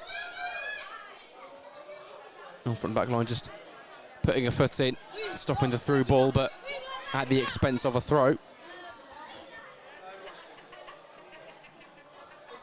Blakeman stood over it, chucks it down the line towards Hall, comes back to Adam Lund, who tries to head it clear, but heads it up rather than away. Eventually does manage to get the clearance in with his foot. Sent back forward by Jack Leckie, sorry.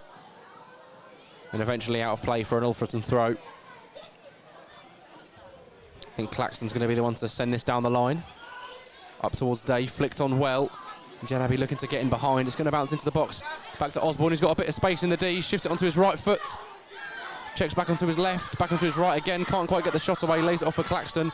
His cross is deep towards Abbey, and the header comes in and it's at the front post. Matt Owen does well to recover and deny Abbey in what would have been a goal to half the deficit. But much more positive signs from Alfreton. Still with it though on the edge with Osborne. Once again, tries to wriggle his way through and he does so. Right-footed shot. The block comes in from Scott Wilson. Good defending from the defender, but Alfreton with a rare spell of play in front of goal. It's a positive sign. Such Really a positive positive. sign because we're winning the second balls there. We're going into these challenges and the ball's bouncing and we're coming away with them. And we're showing a bit of fight. Before we were happy to let them have the ball, we were losing the first ball, then we were losing the second one with relative ease there. We showed a bit of something and we fought, and Abbey's desire at the back post to get in front of his man and head that goal. He's so unlucky not to be rewarded for his efforts for the goal. Well, it's Sam Osborne preparing this corner. In it comes floated towards the goalkeeper. It's a poor delivery from Osborne, who's just pulled out a little bit of magic feet to create two chances for the Reds, one for Abbey and one for himself. But that's the end of that attack, that little phase, but it's positive, it's promising. And if Alfreton can have a few more of those, you'd like to think it's only a matter of time before one of them clicks. And that was a good stop by Owen. Looked like he kind of crashed into the post himself, so whether it actually came off the upright or the goalkeeper, I'm unsure, but nonetheless, Jed Abbey unable to find the back of the net, and it was a good header. Had to direct it back goalwards. Yeah, he did well. Headed back the way it came. Well. Heads it down into the ground, but no dice. And Chorley themselves find their way into the Alfreton attacking third with a throw, and it'll be Blakeman to launch it into the area, like we've seen a couple of times so far this afternoon. In it comes virtually from the corner flag towards the front post, headed away by Lund towards the edge of the box. It's rescued by Clark, back in there by Blakeman. Hunt with the scorpion-like clearance. Gives Osborne a ball to chase. Joe Nolan sets the screen for Adam Henley to clear, and Chorley break forward. It's with Hall now breaking into the box, gets the shot away on his left foot, but he doesn't catch it right. The striker sails far and wide of the near post there. Wanted to cut across it, but didn't get the connection he desired. But that was quite easy for Chorley just to win the ball back, play one pass, and all of a sudden Cole Hall finds himself in behind. Alfreton Town are going to respond to that with a change. It's Akil Francis and Jerry preparing to come on along with Jerry McDonough. So it's all change in the Alfreton front line, and Liam Waldock as well. It's a triple sub for the Reds, and it looks like it's going to be Jake Day, Lewis Salmon coming off. Or is Jake Day coming off? Well, Lewis Salmon, definitely one of those withdrawn. I think Sam Osborne. It's the entire front three that's changed. Day, Osborne and Salmon. Abbey's come on to the right. All withdrawn in place of McDonough, who'll go through the middle. Francis alongside him. Looks like Francis is through the middle. McDonough's going out on the left. Oh yeah, you might be right, unless it's the diamond and the two up top. No, because Abbey's come out onto the right wing. But unless that's just for this goal kick. You could imagine Abbey on the right of the midfield, Waldock in the 10, German on the left of the midfield, London that DM role, Francis and McDonough up top. I mean, we'll find out in a couple of minutes, but perhaps the Reds looking for this kind of diamond shape. Or it could be Jerry McDonough on the left flank, which wouldn't be unbelievable. We have seen that before. Well, the diamond wouldn't be a bad idea. Chorley haven't necessarily played in the wide areas very often. They've come through the middle. They've looked to kind of isolate the wide players.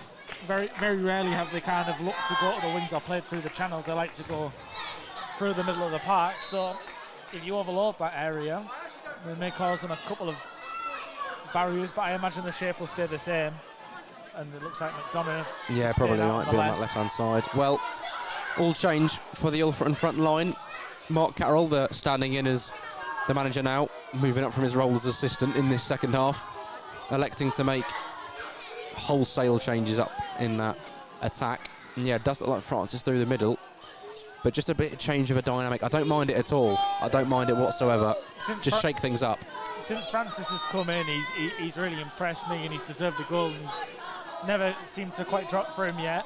Well, Jake Day was on a yellow card, and this was a game where physicality is not really welcome. The referee's given a lot of soft free kicks, so... Well, Adamman's thrown into the box, does bounce all the way to Abbey at the back post, try to knock it back into a dangerous area. It comes out to Waldock with his first touch, recycles it back to Claxton. Goes all the way back to his goalkeeper, who clears upfield. Adam Dunn looks to just hook that further forward. Headed away by Horbury. Wiley sends it back where it came from. Away again by Watson. Bounces straight through to Sykes Kenworthy. But yeah, it'll be really interesting to see how this new front three plays out. Abbey on the right, Francis through the middle, McDonough off the left. Baldock in that number 10 role with German and Lund kind of a bit further forward. Wouldn't call it a double pivot. But there it comes forward from Sykes Kenworthy, looking for Francis. Hooked down the line by Chorley. Clark knocks it out for a throw. Claxton assumes duties on this right-hand side. Or the throw down the line. He'll take it from the halfway line. Up towards Francis, headed away by Clark. Waldock beats him to the header, but Nolan happy to clear that one well away, all the way through to the goalkeeper. Keeping him the half a bit, making them tire themselves out. Sykes Kenworthy looks to place one to the right-hand side towards Abbey, and despite his best efforts with the leap, bounces out for a Chorley throw.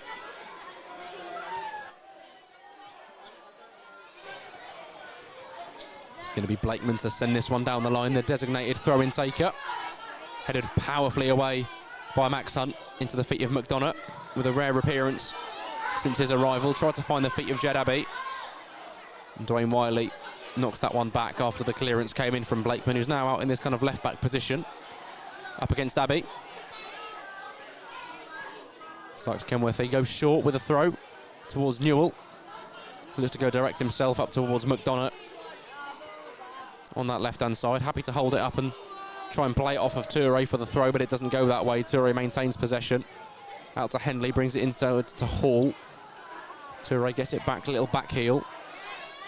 Chorley drop it back into their own half with Scott Wilson, who looked for a little moment like he was under pressure from Francis and Waldock, but remained composed to play it back to his goalkeeper, Irwin. And the clearance from Chorley straight through to Sykes Kenworthy, and this was a bit like what we saw Alfreton do for the majority of the first half, just send these aimless balls forward that end up going straight through to the goalkeeper. So if Alfreton can turn things back against Chorley, pen them in their own half, wear them out a little bit, who knows what may happen. Could be the change that Alfreton needed. Adam Blunt heading this one forward, Baldock trying to further it on. It's Horbury up against German, beats him to it. Tries to clip that one down the line for Cole Hall. And Dwayne Wiley shouldn't have a problem knocking that one back to his goalkeeper, Sykes Kenworthy. Flicked on by German, and McDonough looking to latch onto it, and he will. Tries to keep it under control, and a challenge eventually comes in from Adam Henley, and it was a little late in the back.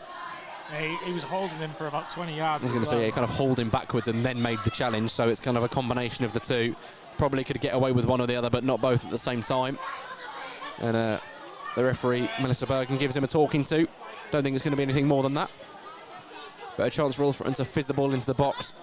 Waldock here now to take the set pieces in place of Sam Osborne. And I think we're seeing Mark Carroll on the touchline on the phone to Billy Heath. He'll be watching the game somehow. Well, Waldock raises one arm in the air. Only Nathan Newell stays back on that left-hand side. Alfreton commit men forward from this set piece, and the referee again making us wait before it's taken. It's getting a little bit tiring now. Talking to both Max Hunt and Cole Hall, brings them both out from their positions to have a discussion with them. As the expectant people behind us wait for this free kick to be delivered, they're being made to wait a little bit longer, and they're going to have to restart their chant. Here it comes. At last, there's the whistle. Waldock clips it into the box, headed away by the Chorley back line, and Waldock heads it back to Newell, who's going to take the safe route back to Sykes Kenworthy. Right-footed clearance up towards Francis. Does his best to bring it down. German's giving his man something to think about. Montgomery is going to run out for an Alfreton throw. Adam Lund happy to take this one. Clucky reckons he's got space, but I think Chorley have spotted it. Goes to Claxton anyway. Adam Lund's in space, but Claxton hooks the cross in. Doesn't quite make it into the box. Flicked into the area though by Waldock. German tries to repeat the feat, but Nolan's able to clear. Nathan Newell up against Toure. Substitute does well. Offloads the ball to Blakeman. Sends a really nice pass over towards Adam Henley. And Dwayne Wiley comes across, isn't going to get there. But I think Henley's touch a little too heavy. Straight out for an Alfreton goal kick. Alfreton going to look to keep the pressure on. Just get the ball back forward, make the Chorley back line drop a bit deeper. Commit those players and the bodies into the box. Make the hosts think something a little bit more than they've had to all afternoon, really. And hopefully those changes can inspire a comeback in this one. And Sykes Kenworthy has the players over on the right-hand side of the pitch. His goal kick delivered up towards McDonough. Header comes in, though, from Jack Leckie. Nathan Newell happy to knock this one down the line for McDonough. In a lot of space. Drops it back to Adam Lund, but it was a slightly short pass. And Chorley could break now. They've got numbers forward. George Aubrey has Toure to his right, elects to use him. Slows the pace down a little bit, goes back to Aubrey. Inside one more to Hall. Drop back to Nolan. Now Wilson carries it forward from centre back into the feet of Hall, gets it back from Wilson, finds himself in an advanced area, drops it out wide for Clark. The low cross into the gloves of Sykes Kenworthy. A nice little move from Chorley, and Scott Wilson will be happy with his involvement in that attack. Carried it forward from the halfway line and created a chance for the hosts. But Alfreton still in this game, very much so, with a renewed sense of optimism following those substitutions. And they are going to have a throw here, just inside of the Chorley half, sorry. Adam Lund comes on over to take it, gets the ball from Claxton. Lundy set to launch this one into the area, although the referee makes him take a couple of steps backwards, virtually into the away dugout. And she asks him to go even further. I think he's going to have to weave his way through the hosting coaching staff, and it will go into the box towards Hunt. It's flicked on well, but Hall's there to clear. Straight into the Alfreton half, and Sykes Kenworthy comes out of his box to receive this one. His right-footed clearance is blocked by the pressure of Toure, but Alfreton still have it. Wiley tries to get beyond his man. Just about does so, but then loses out to Hall. Clark holds off German well. Clark now into Toure, flicked around the corner well for Montgomery, but Alfreton able to challenge. Waldock flicks it on for Francis. Tries to knock it through for McDonough, the substitute. Bit too much on that one, though. Wilson's able to get there. Clearance only finds German, though. Goes into the feet of Francis, looks to turn. Back out wide to German on the right-hand side, has McDonough to his right. Carries it into the box himself, he's been given space, drills it across the face of goal, and it's a good save in the end by Matt Irwin. And Chorley managed to keep it in play. But German had McDonough to his right, and I think the defender knew that, elected to mark the run of McDonough, which just gave German that space to drive into the box from the corner. Got a shot away on his right foot. Didn't look too bad and forced Irwin into a save.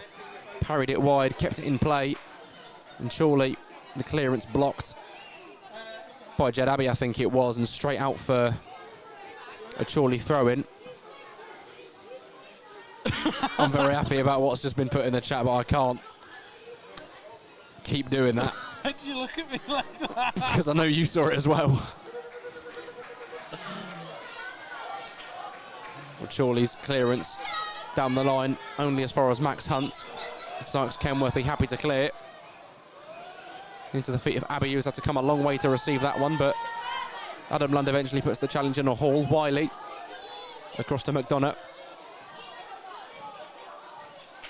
Nice bit of feet from the number 9 to bring it back inside. Claxton hooks it down the line towards Francis. Wilson beats him to it. Waldock tries to step in there with a header of his own to Adam Lund. Knocks it out wide to Abbey, slightly overhit, but Abbey able to just about keep it in play for Waldock. Goes back to Abbey on the left-hand side. Alfreton patient in possession here. Abbey drills it into the area towards Francis. It's cleared away by Leckie. And Toure. His pass blocked, but not intercepted completely in. Montgomery tries to unleash Hall on the left-hand side. Who's up against Hunt. Dropped back to Montgomery. Blakeman tries to bring it on German. He's into the box now, Blakeman. Drills it across the face of goal, chipped across towards Henley. Toure with the shot. But Sykes Kenworthy able to claim that one. Good save from the goalkeeper. But Chorley with a chance to capitalise and make it 3-0 and kill the game. But that's the risk you take when you commit the bodies forward in a bid to get your side back into the game. Alfreton caught out on the break a little bit. You feel like the clock's running down for them, though. They've got to start committing men forward. Well, McDonough shifts on over to the right-hand side now with Abbey on the left. I have to say, German's been fantastic again. And then he just said German's been Francis again. No, Owen German's had a fantastic game again. Yeah. He never stops. He works so hard. He looks like you can see it in his face as well. When he's running around, you can see how much he wants it. Yeah, the young lad on loan from Kidderminster had to wait for his chance, but he's grabbed it with both hands, that's for sure. Well, Chorley have themselves a free kick in their own half. Irwin happy to take his time with this one. Forward it comes from the host's captain. Headed away by Claxton. McDonough tries to further the clearance. German does so too, but still with Chorley with Blakeman. Into the feet of Hall. Goes down under the challenge from Hunt, but it's still with Chorley through Montgomery. On the left-hand side, right by the corner flag. German and Claxton come across to put the feet in, make the challenge, and it bounces out for a Chorley corner. And a chance for the hosts to keep the pressure on in the later stages in this second half. Probably about 20 minutes to go in this one. Keep forgetting that we started a few minutes late, so it's a little bit off schedule, but about 20 minutes to play here. Alfreton still very much with a chance of getting something out of this game. Much more of a positive half than the first one, that's for sure. As Chorley deliver that corner, cleared away by Hunt. Montgomery puts it back in there, away by Lund. Back forward by Blakeman. Sorry, I've cut you off twice. You've got to play like this all game. You can't just play like this in the second half. You've got to be consistent. And the first half was, especially that first half an hour, it was appalling. We never got over an half. We never won anything. We kind of let them have everything, and then in the second half we've come out. We've brought the game to them a bit. We've shown that we've got a bit of something, but it's too late now. We're chasing the game. Well, we'll see how late it gets before Alfreton still in search of that second goal. Chorley in search of a third, and Alfreton look to cut the deficit. And they could get away here on the break. Adam Lund looks to poke it into the wide area where McDonough and Baldock were, but a bit too much weight on it. Bounces straight out for a Chorley throw inside their own half for Blakeman to take. And I think we're seeing it there. Scott Wilson breathing heavily. One of the Chorley centre-backs after being under 10 minutes of constant pressure from Alfreton, but they've dealt with it well, the host, and we are going to see a fourth change for Alfreton as David Solademi makes his return. Owen German subbed off. So maybe a case of, are we going to see a shift to a back three? Are we going to see Solademi in that anchor role that he played away at Hereford and Lund move a bit further forward? I think he might be in the midfield, Yeah, oh no. We'll see. We'll see. Well, Mark Carroll electing to switch things up a little bit even more in a bid to get something out of this game. Solademi immediately inducted into the match with a clearance. Nathan Newell gets it further clear into the Chorley half. And Jack Leckie able to just shepherd that one out for a throw-in. Thank you very much, Mark. Thank you for the kind words. Very much appreciated. And Chorley now, just under 20 minutes to play. Going to be very content with the way that things have gone in this second half. Yes, I'm sure they would have expected some pressure for Alfreton, because if you're the side ahead in a game, naturally you're going to have a few chances come your way, but they've dealt with them. Owen made saves when he's had to, and they've kept the clean sheet thus far. Weathered the storm, I guess they'll see it as in that way.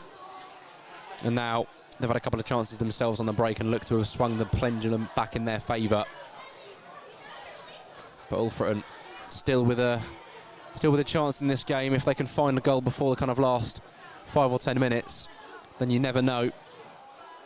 Adam Lund sends this throw down the line towards Francis. It's cleared away by Chorley. Wiley happy to head that one back to his goalkeeper, Sykes Kenworthy. As Alfreton make their way back up the pitch, McDonough, Francis, Abbey and Waldock all in that front four. Up towards McDonough, knocks it back for Waldock, tries to hook it around the corner for Francis. Little too much spin on it though. Bounces in the midfield about 3 times before Adam Lund gets it under control. Up against Montgomery. Drop back to Wiley, tries to hook it over to the right-hand side where McDonough was waiting. Headed away by Hunt. Adam Lund gets it out to Jerry McDonough in the end, tries to steamroll his way beyond his man. But Adam Lund receives that ball from Claxton. Someone has to tell him there's a man on him. And Chorley with the clearance, and that one's going to bounce into the stand. And Claxton, I think, was coming over for that throw, and Adam Lund essentially just barged him out of the way. So a chance for Alfreton to launch the ball into the area. You'd like to think if Alfreton are to get anything out of the game, it's got to come now. In it comes from Adam Lund. It bounces all the way through to the goalkeeper for Matt Owen, and he's going to drop on that one. Collapse on the ball. Just run the clock a little bit more. And try and ease his side over the line in this one.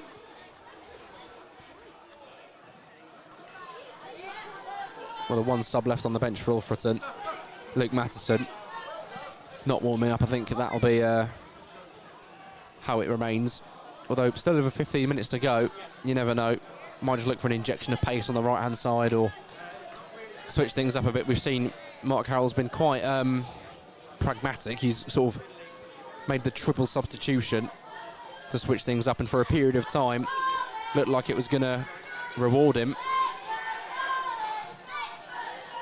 But nothing so far to show for it from the management team. Here's Solademi, fresh off the bench.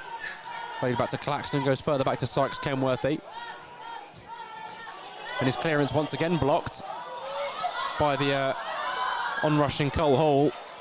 And that one almost, should it have bounced a little differently, could have ended up in the Alfreton net for 3-0, and that would have put an end to the game for certain.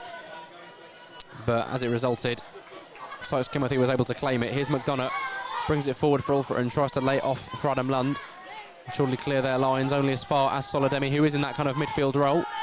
Tries to poke it around the corner for Claxton, and the referee, to her credit, has spotted that late challenge from George Horbury. And Solademi had to kind of do a little pirouette to avoid getting his ankles clicked. But it will be a free kick for Liam Waldock to take in a similar position to one about 5 minutes before. Referee putting the spray down for the one-man wall of Moture. Alfreton committing everybody forward. Nathan Yule alongside Liam Waldock. Chorley with every man back. Alfreton players occupy that kind of zone on the left-hand side of the edge of the box. McDonough, Francis, Lund, Wiley, Solademi and Hunt all in that vicinity. In it comes from Waldock. Punched away by the goalkeeper, only as far as Abbey. Tries to get it under control before putting it back into the area, and it's a really, really poor delivery. Sails out of play. I thought it was a shot. I was going to say, I thought like he was lining up the shot, but then it looked like the way that he kind of hooked it, it was going to be a delivery back into the box, but well over the crossbar and well out of play. It's a bit of a waste of an opportunity for Alfreton there. Abbey will be frustrated with himself. From that sort of range, he went close against Darlington twice in the first half. Almost found the back of the net, was probably unlucky not to. Should have gone with his laces. It's like you're trying to just side foot it. I think he was conscious of the fact that it was bouncing a little bit, and he didn't want to just properly larrup it over the crossbar, but He just did that. Went over the bar anyway, yeah. Well, here's Toure for Chorley as a result of that goal kick. Tackled by Wiley. Didn't know there was all that much in that, but a free kick to Chorley on the edge of the box. Yeah, I don't think it was actually the challenge. I think it was the fact that Wiley put him in a headlock. Just kind of wrapped his arm around him, held him in there to try and get his body across, which was obviously penalised. And this is a really dangerous area for Chorley to have a dead ball. Yeah, a chance to kill the game for the Magpies. Blakeman, the left foot, with the set-piece specialist that we've seen take all the deliveries today. Looks as if he's going to be the one to try and get this up and over the wall, or perhaps around it. It's nearer the sort of left-hand side of the D, so perhaps close enough for him to do that. Sykes Kenworthy very far over on that right-hand side of the goal, the four-man wall of Solidemi, Hunt, Wiley and Lund. I'm going to be hoping that they can block this one before it reaches the man in purple. I don't like how far over he is again. Well, there comes the whistle from the referee. Blakeman takes, he goes low, over to that far side where Sykes Kenworthy thankfully was stationed. Makes the save low, down to his left. Gets play back underway swiftly. Tries to find Francis with the long ball. Headed out for an Alfreton throw just inside their own half. Francis hasn't really had much possession come his way, which is a shame because we know how tricky he can be when he gets his feet on the ball.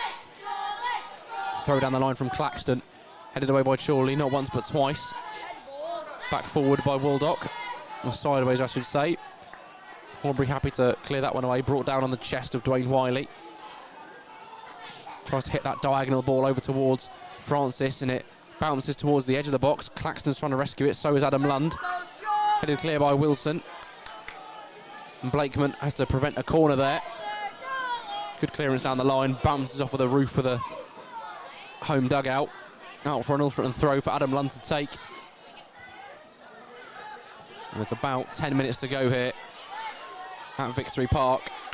And if they are to get anything from the game, running out of time to do so. Everybody forward for the Reds. For this throw, and Adam Lund launches it in towards the front post. It's headed at the front post by a Chorley player. And out for a corner. So Waldock will stride over to take this one. He knows there's not too long left. And Alfreton need to find something soon if they're going to get anything out of this game. It's going to be the right-footed delivery from Liam Waldock. Claxton dropping sort of halfway into the half. Nathan Newell on the centre circle with Mo Toure. Every other player in the box. Abbey on the edge. Waldock, one arm in the air. The referee again making us wait before a set piece is delivered. Please, can we play some football? There we go, the whistle does go. Liam Waldock delivers it towards the back post. Chorley get there initially, but Jed Abbey tries to knock it back round the corner. Hooked up in the air by the Magpies. Claxton back forward. Montgomery with the header away, Claxton forward again. Adam Lund tries to bring it down, and eventually Chorley with the clearance goes straight through to Sykes Kenworthy. On loan from York.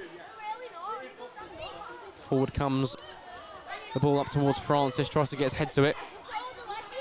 Has another stab at the ball, but Nolan comes away with it for Chorley. Just turns back on himself. Lays it back to Henley, who clears up the line. And Nathan Newell. Oh, I thought the linesman was flagging for a foul. He's flagging for the ball to have gone out of play. Or a foul, actually, on Nathan Newell. No, I was right. Nathan Newell with a free kick inside his own half. Alfreton will, no surprise, commit bodies forward. Both arms in the air from Newell, the left-footed delivery from the halfway line. Over towards Hunt, but it goes over the top of him. Hunt's not happy about that one at all. Straight out for a Chorley throw. You've got to make those chances count, those set pieces at least. Win the first contact and cause some issues for the host's back line. Well, as a result, Blakeman chucks this one down the line himself. Max Hunt heads it back forward, straight out for another Chorley throw. And Blakeman will do the exact same, a little repeat. Goes down the line, challenged by Hunt. Toure looks to unleash Clark on the left-hand side, carries it forwards, gets beyond Wiley. And I think pokes out for a throw by Dwayne Wiley in the end. And it's going to be left for Blakeman, who's got to make his way all the way up from the left-back position. Chorley still sending both of their defenders forward for these throws, showing no intent of letting up in this tie as we approach the final 7 or 8 minutes. And it comes from Blakeman towards the front post. Really good claim by Sykes Kenworthy, and he took a little bit of a whack as he landed on the ground there. Ollie's going to be waved on for some treatment. I don't know if he knows it yet. I don't know if he wants to come on. I think he's just kind of hoping that Sykes Kenworthy is able to get back to his feet and not treat him. And that is actually exactly what happened. So that's a rare instance of the physio being waved on by the referee. And the physio saying, no, I'm not coming on. He'll be all right. And Sykes Kenworthy is back to his feet. Sends the ball forward on his right foot. And towards Abbey, headed away by Nolan. Back forward by Solidemi. Away by Nolan again.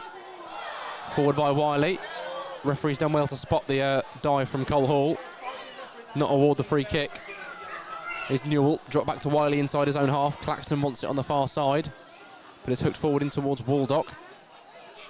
Abbey tries to make something of it. Tries to knock it around the corner for Waldock. Alfreton still have possession in the Chorley half. Waldock again, drops it back for Newell. Now Wiley. Tries to clear it with a diagonal cross up towards McDonough. Might drop in the box for Alfreton. It's still in there in a dangerous area, and eventually Chorley clear their lines. Solidemi pulls Motore down. So daft, I don't know why he grabs hold of his arm. Surrenders the possession very cheaply with a Chorley free kick. And a chance for the host just to run the clock a little bit more, and you think Alfreton's opportunity to get something out of this game has just passed by. Had the chance when they had a spell of momentum with about 30 minutes to play, but since then, after being unable to capitalise on those chances, nothing's come the way of Alfreton in this second half. Clearance from Owen, nodded back to Sykes Kenworthy by Dwayne Wiley. Thumped forward by the goalkeeper towards McDonough, headed away by Wilson. Solidemi tries to play the pass forward. Nathan Newell just with a thumping clearance, kept in play by Blakeman. Max Hunt up against Hall. Solidemi tries to come away with it, but Montgomery steps in to win it back for Chorley. Adam Lund does the same for Alfreton. Claxton, nice little chop inside to get beyond his man. Plays it into the feet of McDonough. Scrambles away from Wilson, but eventually it's Jack Leckie who wins it back for Chorley. Horbury dispossessed by Hunt. A bit of back and forth here. Waldock lays it out wide to Newell. We've got Abbey on the left-hand side as well, who's dropped in. Goes back to Newell, first time clearance up the line in a hope of Francis to reach it. And Leckie just prods that one out for a throw-in for Adam Lund to take, and we've said it a couple of times, but we mean it more than ever. The later we say it, if Alfreton are to get something from this game, it needs to happen now. They need to half the deficit here to have any hope of coming back to Derbyshire with anything other than a loss. Lund waits for Newell to get in the box as well, so it's literally only Josh Claxton not in the area. And it comes from Adam Lund, headed into the area by Dwayne Wiley, and bounces straight out for a goal kick. That's probably the win in the bag for Chorley. We haven't seen the added time yet, but unless there's a copious amount of it, Alfreton probably in for a defeat here at Victory Park after 2 first half goals from Michael Colvley, the big midfielder. One from a corner and one from a throw-in. Chorley happy in this second half to kind of weather the storm a little bit from Alfreton. Keep that clean sheet, stay in front, maintain the lead. And the game plan may have worked out perfectly for the home side today. Headed clearance by Alfreton straight out for a Chorley throw. About 3 or 4 minutes remaining of normal time. Ball chucked onto the pitch by the 4th official. And Francis has to jog on over to send it over to where it came from. It's a pretty bad pass. Oh dear. Really wayward. The throw in on the halfway line for Chorley. Goes down the line from Henley. Looking for Hall, the header won by Wiley. Abbey tries to turn that one away. Montgomery gives it away to Waldock, and Jerry McDonough onside. Is in behind here. McDonough bearing down on goal into the box, shifts it onto his right foot, tries to play it across the face of goal for Liam Waldock. And it goes out for an Alfreton corner.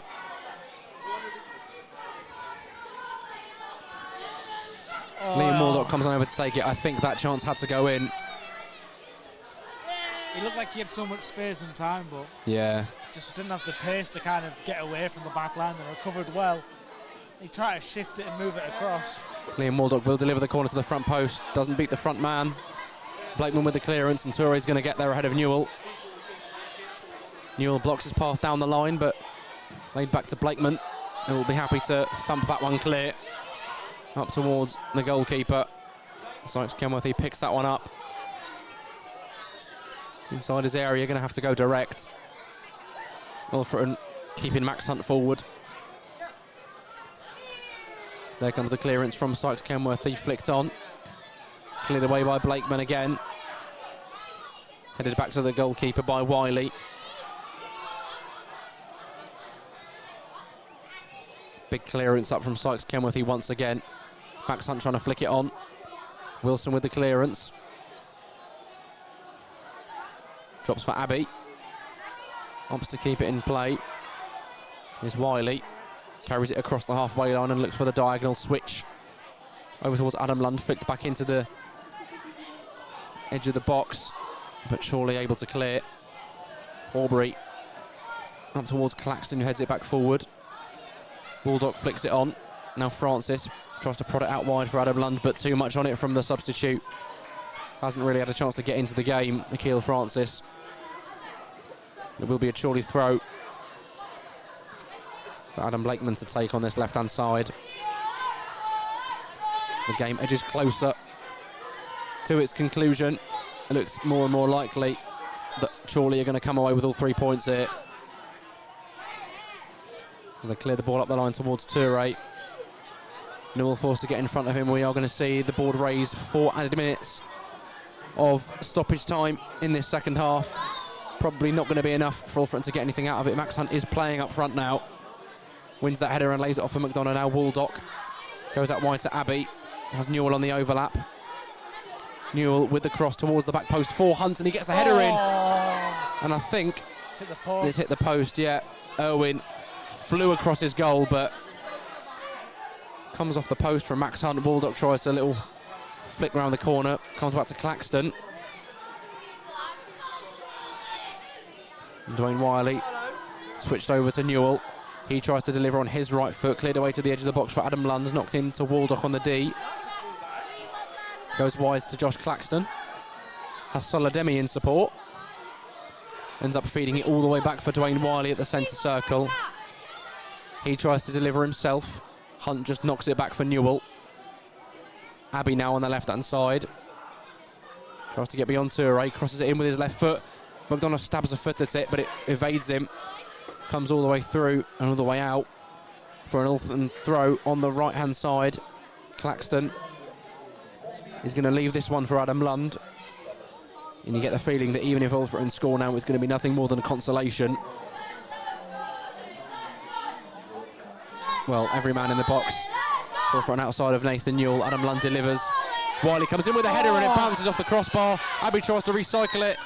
Still with Jed Abbey in the cross eventually. His shot blocked for a second time. Adam Lund just lashes that shot in. Out of frustration more than anything. And Chorley with the clearance. Well, Dwayne Wiley, his header crashing off the crossbar, and then the follow-up from Jed Abbey blocked. Not once but twice. Alfreton's clearance that time won by Chorley's back line. And here's Touré up against Solademi, happy to just put his body in the way of the ball and run the clock down. Touré eventually goes down under the challenge of Solademi, and it's a cheap free kick to give away. And that summarises Alfreton's afternoon. And Chorley look as if they're going to come away with all 3 points here at Victory Park. Alfreton Town extend that winless run, and it'll now be 9 points from a possible 54, which makes for pretty dismal reading, to put it kindly. And we'll check around the grounds very quickly for to see how the other teams in the bottom half are getting on. Russell Olympic winning, Needham Market losing, Warrington losing but to Oxford. Marine winning, Radcliffe losing. Oxford are 4-0 up. Oxford are 4-0 up, which sucks Alfreton into it a little bit more, so the only kind of consolation today is that the gap won't change. to the bottom four because Needham Market are losing and Alfreton have a game in hand on them. So that's a silver lining, but even then I'm clutching at straws there. Claxton with this throw down the line. Headed away by Chorley. Solademi looks to get it back up the line. Looking for Hunt, cleared by Leckie.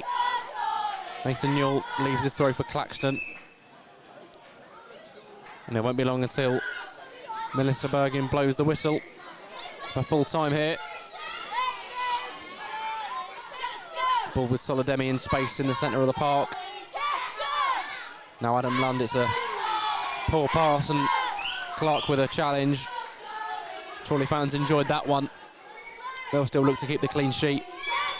Adam Lund launches it into the box. Comes back out to Adam Lund. Jed Abbey wants it at the back post. Cross comes in, punched away by Irwin. Contested by Hall and Wiley, and there is the full-time whistle from the referee. The full-time score, Chorley 2, Alfreton Town 0. 2 goals coming in the first half from Michael Culverley, one from a corner, one from a throw. Following that second goal and the complaints from the Alfreton players and staff, Billy Heath saw red, dismissed and sent down the tunnel. Alfreton left without their man in the dugout for the remainder of the game. And despite a late flurry of chances in the second half, with Alfreton putting the ball into the box, Chorley able to weather the storm and come away with a 2-goal win here at Victory Park. The wait for the win for Alfreton goes on. And as we mentioned, the only consolation today is that the gap to the bottom four doesn't change, with Needham Market in 21st place, still losing. But Matty, can you summarise that performance? The second half, much better. The second half, we showed a bit of something. We had a bit more in the tank. We showed a bit more of what we're about, but you can't play like we did in the first half and then expect a good performance in the second half to level it out. We have gone out in the first half and we've gifted them 2 goals from sloppy defending, once again not dealing with set pieces into the box, letting the ball bounce in dangerous areas and no one taking charge of that area. And that's ultimately put us 2 goals behind before we even started playing. Before we've even shown up to this game and started playing, we found ourselves 2 goals behind and we've given ourselves a mountain to climb and all the hard work to do. We didn't tire them out, we didn't frustrate them, we didn't do all the things that we're so good at. The staples of an Alfreton away trip is coming to a place where you're not expected to win, where you're not expected to get the result, making it difficult, making them work, frustrating your opposition and finding a way. And all we did really in that first half was make it an impossible task. The second half performance was much better. We showed so much more. It was overall positive in that second half. I thought we were the better team in that second half, but we had it all to do. And you can't come to places like this against teams who are fighting for the playoffs and perform like that in the first half, because you will not be able to turn it around. You have to show up from minute 1. And by minute 1:30, we were 1-0 down. So it's one of them. I think we've been good the last couple of weeks. I think we've been unlucky the last couple of weeks. But today we weren't good enough in that first half, and that's ultimately cost us any chance of leaving Victory Park with any points today. I think lads need to regroup. A very winnable game on Tuesday evening at home against Leamington, and I just hope that can be the turning point now. Today's a write-off. I want to forget about it. I want to pretend it never happened. I want to still carry that second half performance into Tuesday evening, and hopefully that can be the point where we start putting some points on the board. Yeah, fingers crossed. Well, thank you very much, everybody, for tuning in to our watch along today. Kind words in the chat appreciated as always, and we will catch you for that game against Leamington next time. Thank you very much. Thanks guys, see you then.